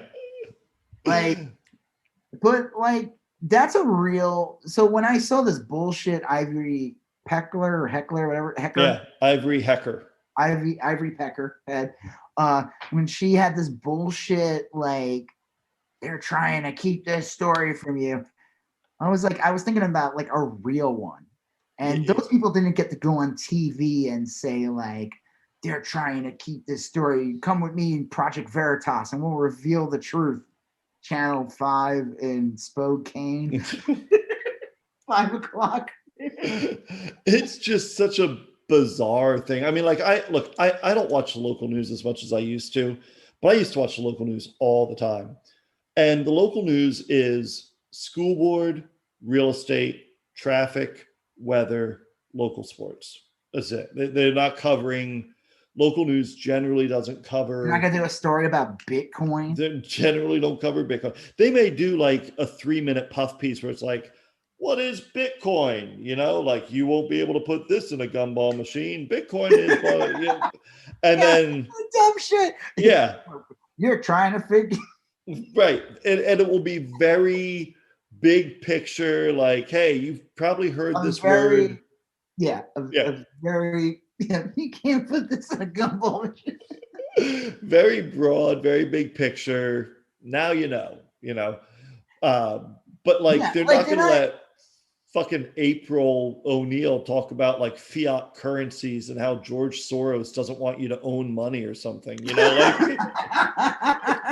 Yeah, what the fuck? I'm telling you, that the bullshit could be smelled across the screen when I saw that. Yeah, well, I tweeted on her because she's like tweeting up a storm now, and I responded on one of her tweets. And I said, serious question, is this how local news generally works? Are reporters normally just allowed to pick any stories they want? There's no oversight or anything where someone has to approve them? And like there's no editors in any news. Right. And so this other blue check marked news reporter answers back, no. Reporters develop story ideas and then pitch those story ideas to management during editorial meetings. And there are a number of reasons specific stories may not be assigned, such as newsworthiness, accuracy, timeliness, relevance to specific demographics, etc. Which I responded back like, yeah, that's kind of what I thought. I told her, I was like, yeah, that's kind of what I figured. It's not censorship or anything if the editor says, you know what, Ivory, we're not going to run that story about the magnets and Jewish space lasers today, all right? Like, yeah, I'm telling you, like, again, I bring it back to that story about those people uncovering the bovine hormones and everything. Yeah. That was a story that was given. They were allowed to run it and do the research and get all the people and everything. And it was when it was killed. It was killed when it was like, wow, people are going to find out about this and they're not going to buy milk. Yeah, it was timely because they shouldn't. It was all the things this reporter, Nina Harrelson, who was very helpful, said. That the bovine story, it was newsworthy, it was accurate, it was timely, it was relevant to the specific demographic. It was all those things that make news, But like we don't need to hear about hydrochloroxyquin because we got Yeah, a like fucking vaccine. a thing that we've heard way too much about. Yeah. Like There's no shortage of Bitcoin stories, like on the internet or it's not a local news story. Look, Bitcoin isn't a local news thing. no one's, like you said, you can't use it. Yeah. Really. I mean, I guess if you live in a weird town that just opened up a Bitcoin mining plant or whatever, then sure. But no, she wanted to talk about Bitcoin because she's some weird right winger, that wants to and it was and then she uses it to mention fucking Project Veritas. Yeah. Of all things. It's okay, you're full of shit. There was one last thing. Oh yeah, that was it. Last thing, and then we're done. Yeah. You see, was it El Salvador or something like that? The president or something? Yeah. Wants to make Bitcoin an actual currency they're going to use. Well, I'll tell you, man, for some countries, that ain't a bad idea. I know Bitcoin's I don't. Yeah, go ahead. Well, I forgot what they said, but it seems shady as fuck. In some countries, the currency, in Venezuela is a good example. The currency's unreliable. You can't use it. It's worthless. They don't have a that's a different currency. Story. Yeah. I don't know Ecuador or whatever the country was. I forget what it was, but I don't know what their currency's like. But for some countries, Bitcoin's not a bad idea. It just really isn't. It's not as good as what we have here with the dollar or what the euro is, or there's plenty of other. I like having money that only has value depending on Elon Musk's tweet. Right. I like to. I was like, hey, I was gonna buy this house today, but Elon Musk tweeted, and now my money's worth half what it was yesterday. Yeah. Well, I don't think countries should be using that as their no, absolutely not. Well, they said it reeked of Pinochet in Chile. Yeah, it had this. I don't know, whatever. Well, I just found that interesting. I still look. I'm in kind of a weird position. I still believe in Bitcoin and Ether and all those. I'm still kind of a big believer in cryptocurrency. I'm not an evangelist, and I don't go out and These people are so weird about it. It's like religion. It's creepy as fuck. They need it to be because like you said, it's only worth what people think it's worth. So you need people to think it's worth a lot for it to be worth a lot. That's. It's just funny though, because it's the whole claim of Bitcoin or any cryptocurrency is that this is supposed to be independence of the banks. This is supposed to be this, and this is to bring up people, and this will bring people out of poverty. But then you find out, no, it's run by the oligarchs, and it's that is it. Here's the last thing, and this sums it up. I don't know. Did I talk about this last week? Oh yeah, about capitalism. Marjorie Taylor Green. I think we brought it up last. Oh yeah, we did. About how it's only the few will have it. And I'm like, that is literally what capitalism is about. You moron. That's not socialism. That is literally capitalism. Yeah. I mean, cryptocurrencies. It's just like anything. It's like stocks too. People who got Apple stock 20 years ago are doing better with it than you will ever do with it. Right. Apple stock now. That's just a fact. It's you got in early. Whoa, is that a cat that you just? That was a cat. Yeah. If you got in early, of course you're gonna think it's great, and that's it. I mean, duh. Oh yeah, I bought cryptocurrency for $10 10 years ago now. Oh yeah. Even if it went down to 30,000. And you sold it and got a house. Of course you're going to say it's great. Duh. Yeah, it makes perfect sense. But don't tell me that it should be the currency when it's so volatile. It is such a weird thing. I've talked to a decent number of people about it, and I can never quite. I always feel like I could have explained it better after I got done explaining it. But it's cryptocurrency, the good kinds or the best kinds have an actual use. They help make sure your payments on Square or Venmo are secure. Yeah. So that's a thing. But there's a functionality to it. Yeah. So if you have Ether functioning DocuSign or Cardano functioning Square, something like that, something's there. Okay, that is a thing that's useful that people will use. But turning that into a coin and saying, well, this amount of blockchain is worth that amount of money. That's where it gets a little squicky. I know something's there, but I don't. Some of it's like just a collector's item, and then some of it's just annoying. Like the Doge thing is so fucking. That's I just. never got. That's, and then, that's it's like any other collector's market. It's like what I said. It was like people saving previews, like the garbage you're supposed to throw out catalogs and say like, oh, this is worth 10,000 now. Right. And yeah. Some guy supposedly paid 10,000 for it, so now it's worth 10,000. Yeah. You know what I mean? Like, that's all it takes. All it takes is like one or two people to buy it, and then and thanks to eBay and all that stuff, it spreads, and then people in like media use it. I mean, that's just how it is. I just again,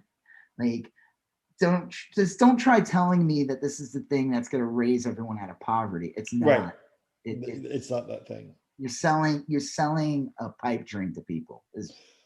It is. It seems like false hope. I see a lot of people that probably shouldn't be buying cryptocurrency, spending all their money on it, and they're not going to make out like they think they're going to make out. No, like I spent a couple $100 on it, and it's worth. I mean, it's not worth half what I gave to it, but it's worth way less than what I paid for it. Like it went down.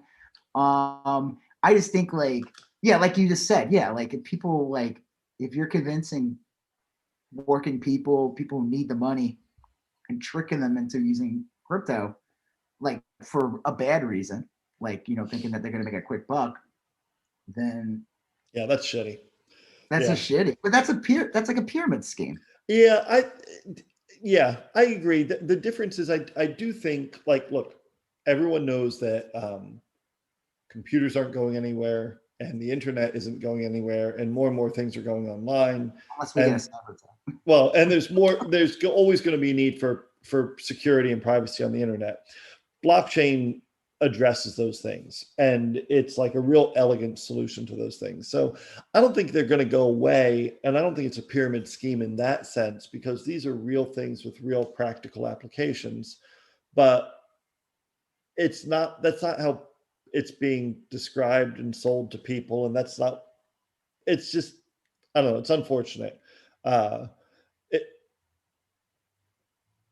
I mean, I like I said, I don't evangelize about it too much. I can tell you that of my portfolio, 95%, probably 97% of the stuff I own is in regular stocks and bonds, like old school traditional financial instruments that. Yeah, I mean, listen, if you're just using a couple of bucks and seeing it, that's a different story.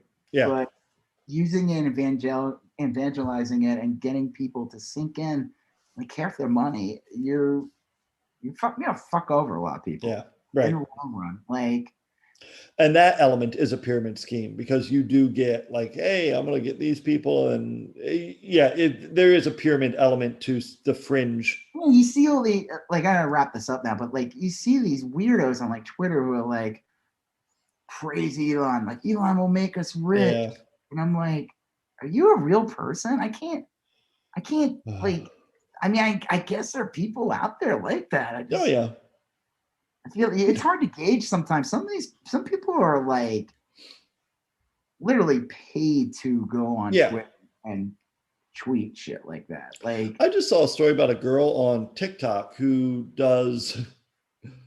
she reads the astrological sign of cryptocurrency on any given day.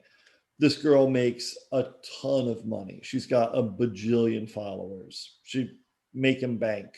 Literally reading if you think Bitcoin is speculative, try Bitcoin's astrology on for size. So that's I don't know, man. It's all predatory economic. It's all predatory. That's really, in the end of the day, what it is. I mean, like I said, did it lift some people up? Yeah, sure. You could say that about literally any industry, anything, any collector's market, literally stock market, anything. But when it's already established, right? It is. I mean, is it just things started?